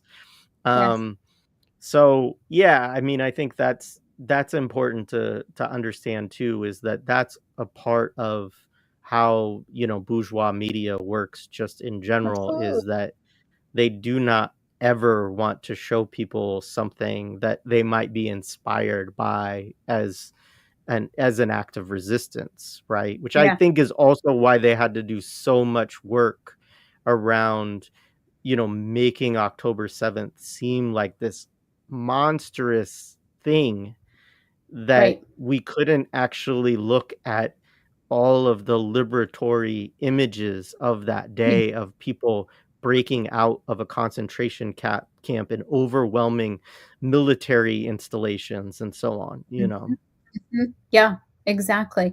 And it's so empowering to see that after, like, there's no faith in the state left, and why would there be? And these are the same people and communities that have suffered the most under the sort of neglect of the state. And so for people to see this and sort of recognize how powerful it is to come together and defy in defiance, and this goes back to the refusal, this goes back to resistance keeping us sane, is that there's a defiance that's life-giving, that says you don't get to fuck with us endlessly and think that somehow we're just going to roll over and let it happen. And I think I think I said this to you, that there's like a new level of resistance and sort of consciousness that's like cracked open the world over. And I don't say this lightly. I do think it's because the conditions are so dire. I'm not like being Pollyannish about this. Like, the conditions are so dire across the world, whether it's climate catastrophe and killing our fucking, earth, or billionaires and their impunity and genocide and kidnappings and all these sorts of things, that this is the counterforce that we're seeing. And you're right about like being attuned and tuning into it, and seeing the life force that's part of this. That's the communal aspect of it. When we say community, it's not just the communities that we've been reared in, that some of which actually create harm for us. It's about being like, when we can't rely on these systems because they weren't meant for us to rely on them to begin with, they were meant to subjugate us. What are the ways and the patterns and the networks and the kinship networks that we actually create in defiance? And that's, you're right, that's the piece that like fuels so many people and why it needs to be disappeared.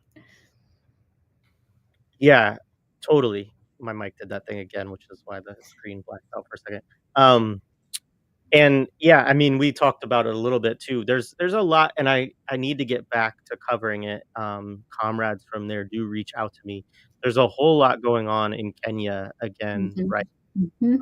There has been kind of like constantly, but it like anything, it ebbs and flows, and it's back to being the struggle there is it's very significant. I mean, there's a mass involvement in it. There's also a lot of organized forces that are involved, and it is mainly a movement of young folks, Mm-hmm. like Gen Z, millennial generation folks, which is not,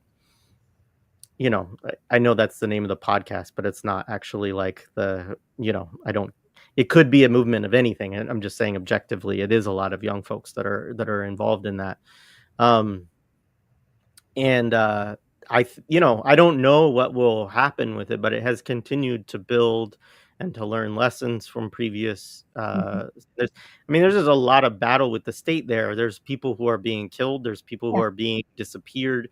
There's, like, organized campaigns to get people out of these disappearances when they happen, and, there's efforts to get Ruto out, who's their, kind of, comprador president, as well as, different factions of like the military and so on. And so, there's a lot there that, needs coverage that I don't actually see anybody right now, even in the left media ecosystem, really covering it adequately in the Yep. United States, at least. Mm-hmm. And it's a struggle that, although they speak other languages, that, they also speak English. So, Yeah. it's easier for us to Yeah. communicate than places.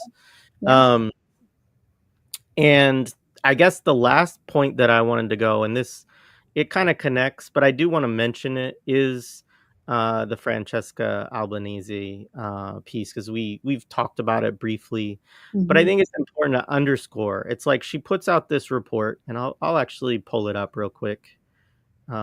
It's simple, but it's good. So this is a report that she did. She is the Let me see if I can get her title right. She's the special rapporteur on the situation of human rights in the Palestinian territories, the occupied territories since 1967. And that's a particular human rights distinction. Yep. Sometimes I think people like kind of pick at her a little bit because, it's not, it should be 48, right? But like, and she will acknowledge that usually when she talks about it, but it is the specific mandate that she Yes. has in her role. Um, but she wrote this piece, From Economy of Occupation to Economy of Genocide, right? And presented it for the UN's human rights body. It's 39 pages. People can find it really easy online. It's a public document. I'll put the link in the show description as well. It deserves more time than I'm gonna give it today. I will share a Twitter thread real quick that oh, do I have that? Yeah, I do. That kind of gives some quick highlights of it, to give folks people have probably seen this, but just in case. Um, so let's see if I click.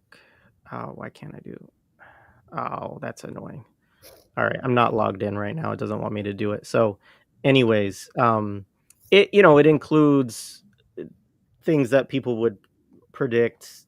Google. Shout out to the overlords at Google. Um, Caterpillar, which has been, does Yep. the tractors and the bulldozers and all this kind of stuff. Um, what are some others? I think Amazon was probably there, but Overall, it's a lot of the tech. Then Elbit, um, Microsoft. It goes into all of these. Palantir, of course, it goes into yep. all of these corporations that make big profits off of genocide in Mm. Gaza. And I mean, BDS obviously is another place that people can get information and has been doing this work for years. Yes. And she relied on information from sources like that, as well as like other places and other reports and academic work and so on. But it's a good document where you get a bunch of this stuff in one place. And of course, what happens is Marco Rubio, our Secretary of State in this settler colony, it wouldn't matter. I mean, I'm sure that any Secretary of State here would do the same, but sanctioned her, which I think is like my understanding too, digging into it, is it's not like these sanctions actually probably will have any impact on her, although I hope not, but it seems like it's mainly, um, just for appearances, basically. But Unless they can get people to like seize her assets in other countries. I think well, that's weird. yeah, I don't know that it goes to that degree. We'll see, I guess. It That's the concern. Like, the Yeah. UN fired back like uh, they sent a statement today of that this is, dangerous and it violates the kind of, you're not supposed to politicize human rights work in this kind of way and so on, all of these things.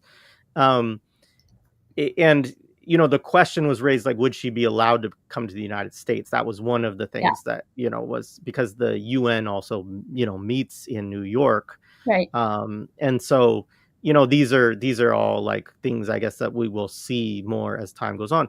But I think more than that, it's just, again, like, I mean, come, like, read the room. Yeah. Like, I I guess part of what I always want to hold is that we have to be we need to understand that these people could win, Mhm. right? Like, so we need to understand that we could actually just live in the world of like all of our collective worst nightmares. I think there's a reality there that we have to potentially, um as somebody who often tries to keep an optimistic view Yeah. on things, I have to remind myself that there is nothing determinist or, um, or absolute about being sure of our own victory, right? And Mhm. I think it's always a danger of when you get to that place of, becoming arrogant and missing things and thinking. And I think there's been many times in the last couple of years where that's kind of been hammered home to folks, hopefully, of like, if we thought this was going to go really well and be a walk in the park, like, obviously it has not been that at all. Um, Having said that, I do still think that we are just in this phase where, like, they don't wanna be in a position where they're sanctioning, like, the human rights special rapporteur who made a report about the companies that are profiting off of genocide, and most of them are American, Yes. companies, or Yeah. companies that are headquartered in America, and, um, that they then rather than like trying to like dispute or argue or just ignore it, that they feel like they have to sanction the person who made the report and accuse her of a political and economic war against the United States of America, Yes. which is like the most insane Yes. thing. I mean, it's one woman who has like a pretty solid track record of like documenting Yes. the war crimes, the abuses, the human rights violations, and so on. Um, and this is a body, we should say also, that the United States has left. The United States used to be a part of the Human Rights Council in the UN, and it left it during the genocide because it argued that it was anti-Semitic, right? Yep. This was the argument. So I don't know. I mean, I just thought that, again, like the point I want to encourage people is go ahead and read the report, because also Yeah. as people are thinking about like, what do I organize around? What do I do? Who do I boycott? Who do I Yes. try to start a direct action campaign against or whatever? Like, here is a list of targets. And Yes. maybe that's the thing that people are most afraid of. But I also think if they're most afraid of that, the best thing for them to do would probably be to ignore it altogether rather than sanction the person who made the report, which suddenly probably got way more coverage than the report itself. Yeah. And will You're probably not hiding the fact that you're the villain, guys. Like, you're the villain, you're the bad guy, the person who sanctions. But like, this yeah, is where we're at, right? You were saying before that what's left is either just Zionists or fascists that support this. That's where we're at. And in many ways, we're already living in our yes, worst nightmare in terms of fascism. That doesn't mean that there aren't spaces and there are times when people were doing things underground. There are times now in the biggest liberation fight of our history, people are doing things underground. That's for us to, at the one hand, recognize that, yeah, power has power. That's why it's scary and it does whatever the fuck it wants. And also, there has always been a way to fight power. And I think that's the world that we're in. But let's also be clear that, like, she does have a solid track record. She's been saying a whole lot of shit. When does she get sanctioned? When she calls capital into it.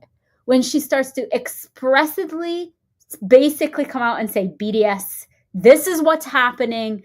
These are the pieces that are involved in this. This is who's profiteering off of this. This is why genocide has not stopped. All of us that sit there and think and ask this question, how have we not stopped this? She's answering our question for us, because which seems like, Stephen and I were talking about this the other day, like, this feels so crude, like, that all of us who are always like, it's because there's a profit machine, like, all of us who are trained in analytic, into like analyze, would never just say that because it feels so simple. And here's this sort of like expose that's just like, it truly is about maximizing these profits with no semblance of what it might have been in the past, like no secret around it, and an answer to us about why the killing machine has not been stopped, why the military industrial complex is precisely what it is, or that the settler colony of the United States is a weapons dealer. The primary role, other than empire, is being a weapons dealer. I think that's when she gets sanctioned. That's a really important piece for us. Like, okay, yeah, talk about this all you want. Tap, tap, tap, little lady on the head. But the second you come for corporations and you start to talk about, which is fascism, you're talking about capital and corporations and the state merging together. That's the time when, okay, this piece is too much. You've gone too far, right? And explicitly saying, okay, this is BDS. But that's a map for us. Just kind of like Canary Mission is a dating site for all of us. We can look at this and be like, this is your BDS. This is right here. This is BDS. This is what is the machine that needs to be stopped up. These are targets of our campaigns and for people who are doing direct action, like, which, by the way, those are the people they're targeting. Maersk and all these sort of places are at the top of these lists. But Day and Zimmerman here in Philly. Yeah, Day and Zimmerman in exactly, Philly. Yeah. exactly. Yeah. Yeah, absolutely. Sorry, I didn't mean to cut you off with that. No, no, no. Um, uh, I do want to, one of the things that make me shout out or think of that I do want to shout out. We did this interview a few years ago, and it's still one of the ones that Josh and I did that uh, you know, I'm very proud of this specific interview and this individual. So Matt Deitch was, part of the Parkland movement, and also, I mean, has turned into an awesome anti-Zionist too. Um, but he this was a movement that I had a lot of concerns and critiques of in Yeah. certain ways, as I often do around these kind of movements that crop up really fast and get a lot of attention within the mainstream and then get brokered into certain electoral campaigns and Democratic Party politics and so on. And Matt went through all of that. I mean, he was on, I think, The Tonight Show, like, all of these kinds of things. As a very young person, he was a young college student. He wasn't actually at the high school. He had a sibling who was at the high school at the time. Um, but he came out of it all, and that was a quote from him of, I started thinking of the United States as a weapon company, because he went through all of it and he just realized like that there were such significant limits to reforms that could be made through the electoral political processes, because all of these politicians were on the payroll of, it doesn't have to be the NRA. The NRA is like the one that it's kind of like APAC in a certain way of like can become the thing that people sort of can The all receptacle like for everything. that yeah, that like people are like, okay, this is the target. This is where it all comes from, is the lobbying of the NRA or the lobbying of APAC. It's like, well, the problem with that is that you're actually kind of mystifying how capitalism works. Mm. Like Yeah. that, that that there are huge profits being made that can then be like funneled into organizations like this to do the lobbying around these issues, Hmm. right? Hmm. And I think that's what's so important about, Albanese's report here, is to bring us back to that of understanding that like there is a political economy of this violence. I think also of Ali Kadri's work around the accumulation of waste and like this, thinking about war and thinking about the destruction of war as part of the productive process of accumulation within capitalism, which we're often sort of trained to think of it as the opposite, as something that is a cost, right? Yeah. As like, well, because all of our tax dollars, go to XYZ. Well, yeah, but the tax dollars then go into the pockets of Boeing and Raytheon and, Google and Yeah. Elon Musk's businesses and all of this stuff, right? They subsidize, these violent, weapons, these economies of war, Yeah. basically. Um, Anyway, Yeah. yeah, read the report, folks. It's good to have that level of work and rigor and clarity around, that issue. And BDS all the way. BDS. All right. Anything else you want to say? There's a No? there's a few. I can read some comments. There's some Yeah. stuff in the yeah. Yeah. Let's see. So, the report was therapeutic. This was referencing John Elmer's report, I think, Mm. because it was very early on in the conversation. I agree. He Um, always is. yeah. And it's necessary too, like, because, you can lose sight of like what's actually going on the ground. You can have no idea. Like, Most people have and no idea. and it's not like it's not, I mean, he focuses a lot on the resistance, but he always does that part of showing like the maps and like how much of Gaza has been, taken, and Yeah. that kind of stuff, which is important to know those things. Um Fellow Palestiners from Wales, UK, we rocking the Bob Vylan. Yes. Down with colonialism everywhere. Oh, someone asked you, what is the word and spelling of the word in Arabic that you are using for dignity? Karami. So I would say, let me spell it in English, just so it's. Right. I would spell it as Karameh is the best. Karami. Okay. Hmm. Yeah, always hard to do spellings Yeah, of yeah, Arabic and English. yes. Um, uh, Copy paste lessons. so this is just a point around the 510 million. So this is the J Dam, which are like those huge bombs. So just I think it's always important to follow these developments. It is I think possible that one of the important factors leading to what might just be a temporary ceasefire could be that they just need more bombs because they just fired a bunch off at Iran, and so they may need just to be more weaponry, which is Hmm. a scary thought, but something we need to keep in mind. So this is a good question, I thought. How can we best communicate and show restored dignity to those we are trying to support in Gaza? I'm helping get funds for a man and his family and don't want to humiliate him when talking to him. What are your thoughts on this? Oh man, I mean the fact that people are reaching out, like you said, and this is for me. If somebody reaches out, I just take it as a given that that's somebody, right? We talked about this before about like part of what I will never forgive is this like internal process that we get pulled into. Is this real? Is this not? Who should we give money to? Who should like? I don't give a fuck. You go every day into, I don't know, a Whole Foods and they steal your fucking money and you don't think twice about it because it's a grocery store, right? I mean, you might because it's Amazon. But what I mean is there are ways that our money gets stolen all the fucking time that we regularize. And so if this is I'm just going to take it at face value. So that's number one. I think more than anything is engaging with people at the level of their fullness. And in this moment, they're asking for support, but also being interested and curious about their life, that it's not just about this transaction, this interaction. It's about they have a full life.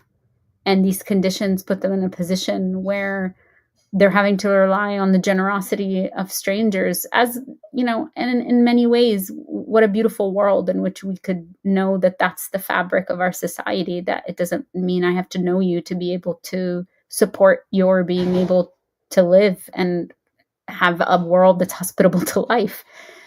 But that's not the conditions that they're in right now. And so I would also say, ask about their world and their people, and don't make it just about that transaction, and don't disappear. I think one of the things we learned in Palestine was that so many people go to Palestine, study Palestine, research, extract, leave. People never hear from them again. And that was something that we worked very hard not to do, not just because we're of the region and from the place, but because that is a politics also. That is a relational politics of not disappearing, after a crisis. So that's charity. And that's the part that, and people feel that. So I would say remain engaged, and people can remain engaged in people's lives throughout the duration of their life, not just when they're in crisis. Yeah, thank you. Some good people. Dylan, good to see you, Hey, comrade. Dylan. And uh your partner Stephen, good to see you too, comrade. Yemen's Uh always in the room. Yemen is always in the chat. Let's see. Oh, this was a good point too on Bob Vylan. They part of the Yes. difficulty in, I mean, follow it because they're gonna, I'm sure they're gonna try to get them taken off streaming services. I'm sure all of these things will happen, and so it'd be good to try to figure out ways to support and whatnot when if they need it. But my hope is that they won't, because the popularity of them will Yeah. just ascend, and they seem to be, at least from what I've seen and heard so far, they seem to be really good folks. But this is important. If you have your own label, then at least you can't be dropped from your label. Yes. Yeah. Um, Let's see. People wanted to know where their earrings were this time. Actually, that was one of the comments that troll made, wearing her red Yes, earrings. Yeah, yes, I the gotta give red some love triangle to the other earrings. jewelry folks. Just for folks to know that, yeah, the Times of Israel blog mentioned Lara's red earrings last time. Mhm. Um, at least they have some good fashion sense. Um,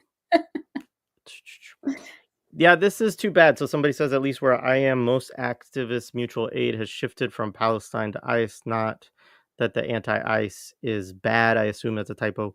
But bridging the gap has been weirdly difficult and fewer Palestine actions. I think this is I don't, I can't speak for everybody's specific locale.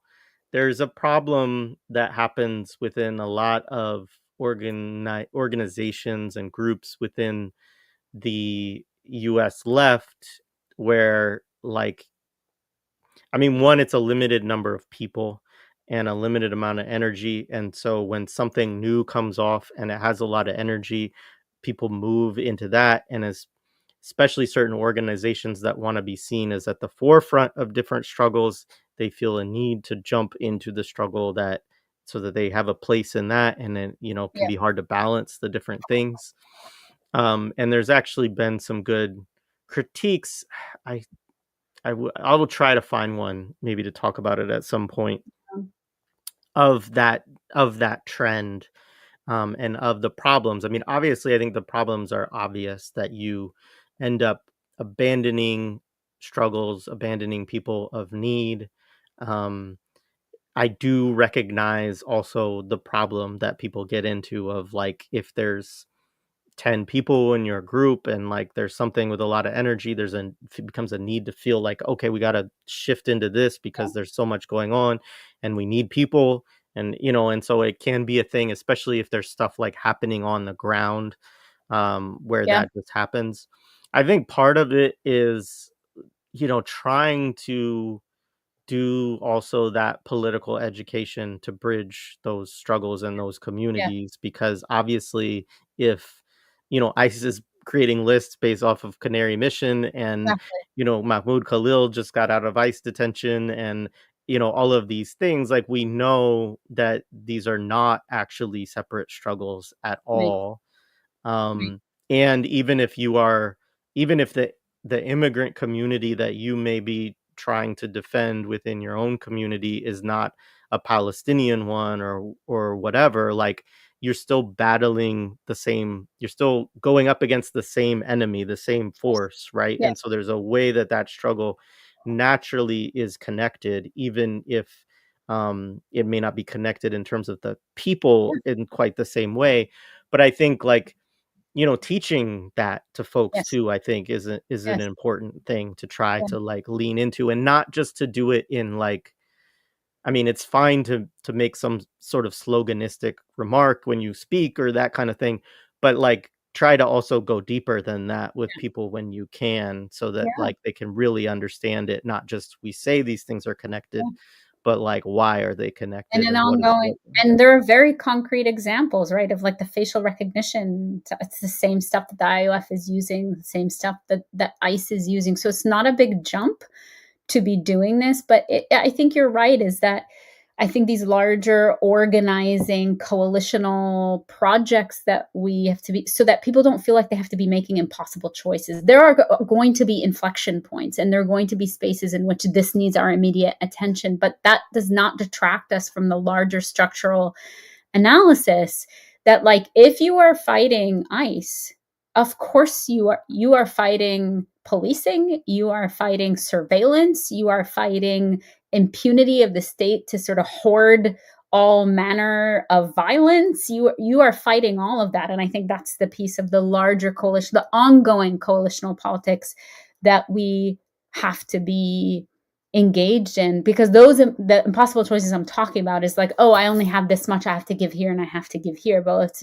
if you're thinking about it as part of a larger, a larger fight, I think that becomes clear. It becomes easier to hold on to and not have to, like, that those impossible choices are precisely the atomization that systems work for, so that there ends up being this cynical hierarchy of suffering. Like, why are you choosing this over this? It's like, no, I'm actually fighting the same cause. The other thing I want to say is that we also should be continuously attuned to the places in which we do see that people are connecting it, because if you see the riots against ICE, that there are people who are wearing kofiyas, there are people who are wearing Qassam Brigade, headbands and PFLP and all this sort of stuff. So like, I don't want us to also, there are places where that falls apart, and there are places where people are consistently hitting the mark and making these connections. And it's really important to give love to that too. Fascists also make these connections, and I think that's important to notice as well, right? Yes, Is like, because where you will find that connection made will yes, probably be on like Fox News or yes. on like some And they'll add far right, trans people in there too, just to scare yeah, us. but they'll point out the person who Yes, has the like Qassam Brigade, PFLP, and is at the ICE thing, and then this is part of their whole. They're doing it in around this narrative again of like the downfall of Western yes, civilization, um, which here to that, but yeah, I mean they I I just say that I don't know what I just think it's important to know, I guess, that the enemies see these connections and, so we need to as well. yeah, We don't have to we're not going to have the same political analysis of the meaning of those connections that they do, of course. yeah, And it's important. That's also something that sometimes when within your organizing spaces or meetings with community and stuff, you'll have to like take those things apart a little bit because you will have people who maybe watch right-wing media who like are like, hey, I'm here for this, but I'm not here for that, right, kind of thing. right, And that has to be like confronted, or at the very least, even if that person is not somebody that you're going to work with, you're going to need to be able to articulate a response to that form of like politics that wants to take those connections and split them apart, basically, yes, yes, yeah. You mean the um veterans who are pledging allegiance to the flag as they in the Constitution? It's like, all of it, yeah. um uh fucking clown car.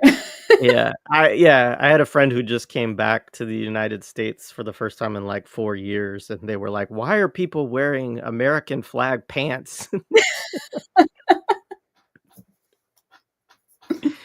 I was just like, how long has it been since you've been to the United States? Like, yeah, so anyway, Yeah, um all right.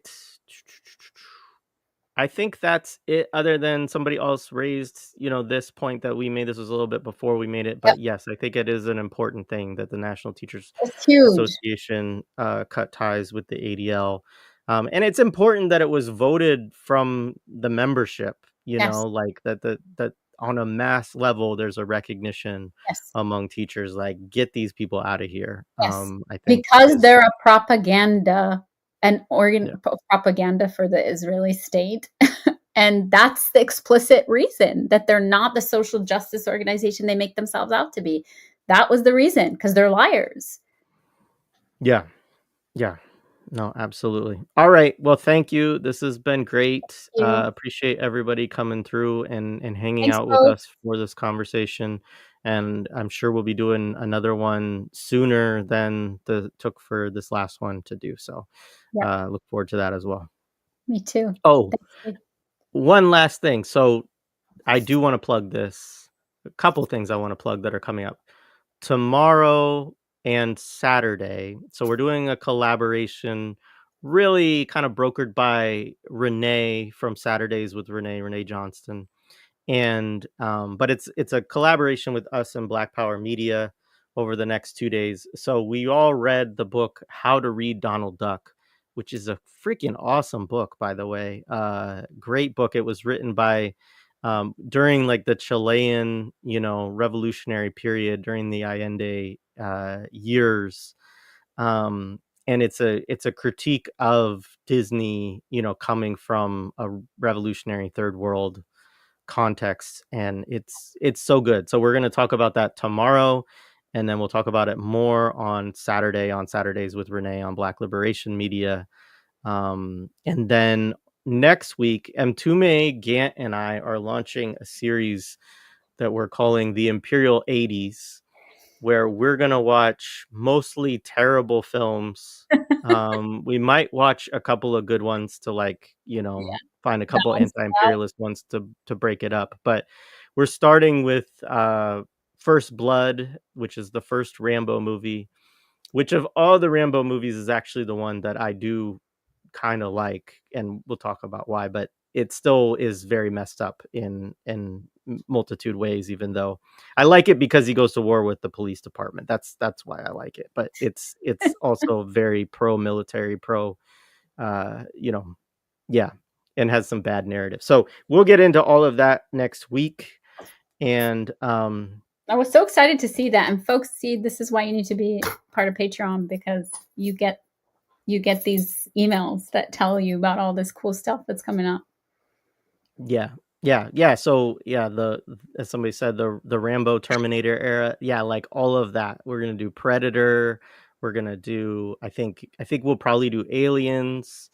We're gonna get into all of them, and we're gonna kind of try to do the same thing where that we'll be talking about tomorrow with How to Read Donald Duck, which is like, how do we read the imperial ideology in them? I mean, some of them are straight up war movies, so it's like quite easy in some respects, but some of them will not be that, but it's just also like, I'm a child of the 80s, and so this is also therapeutic, and Mtume and I are basically the same age.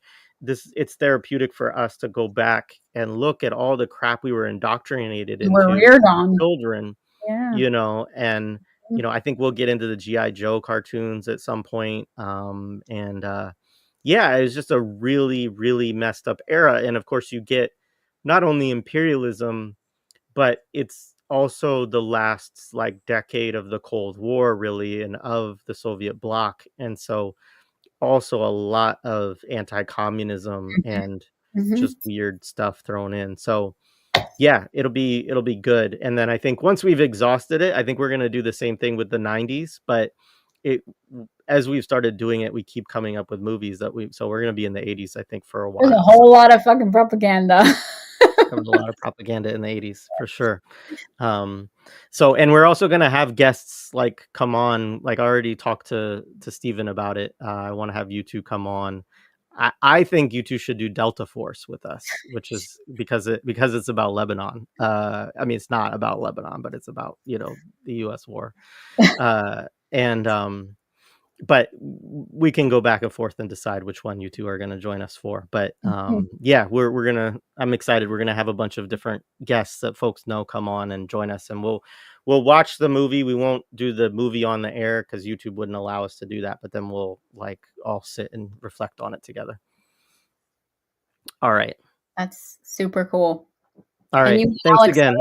kicked it off with the lioness shit. Yeah, exactly. I mean, it's kind of in that vein, it's just Yeah, like, it's something different. It's just a way to still do the political work, but have a little bit of fun with folks too, and hopefully exactly. also get some of our guests also into like, that fun space where they can have their analysis, but also we can just talk about like how freaking Yeah, ridiculous. Like, yeah, Dylan Rodriguez is one of the people that also has like encouraged me to do it, because he talks about how that's a form of kind of priming yourself to combat counterinsurgency, as well yes, as like get together with your radical friends and just like watch yeah, something and laugh at it and break it apart. yep. And so yeah, absolutely. All right, thank you so much. Have a good one. Thank I'll talk to you you. soon. All right. Oh,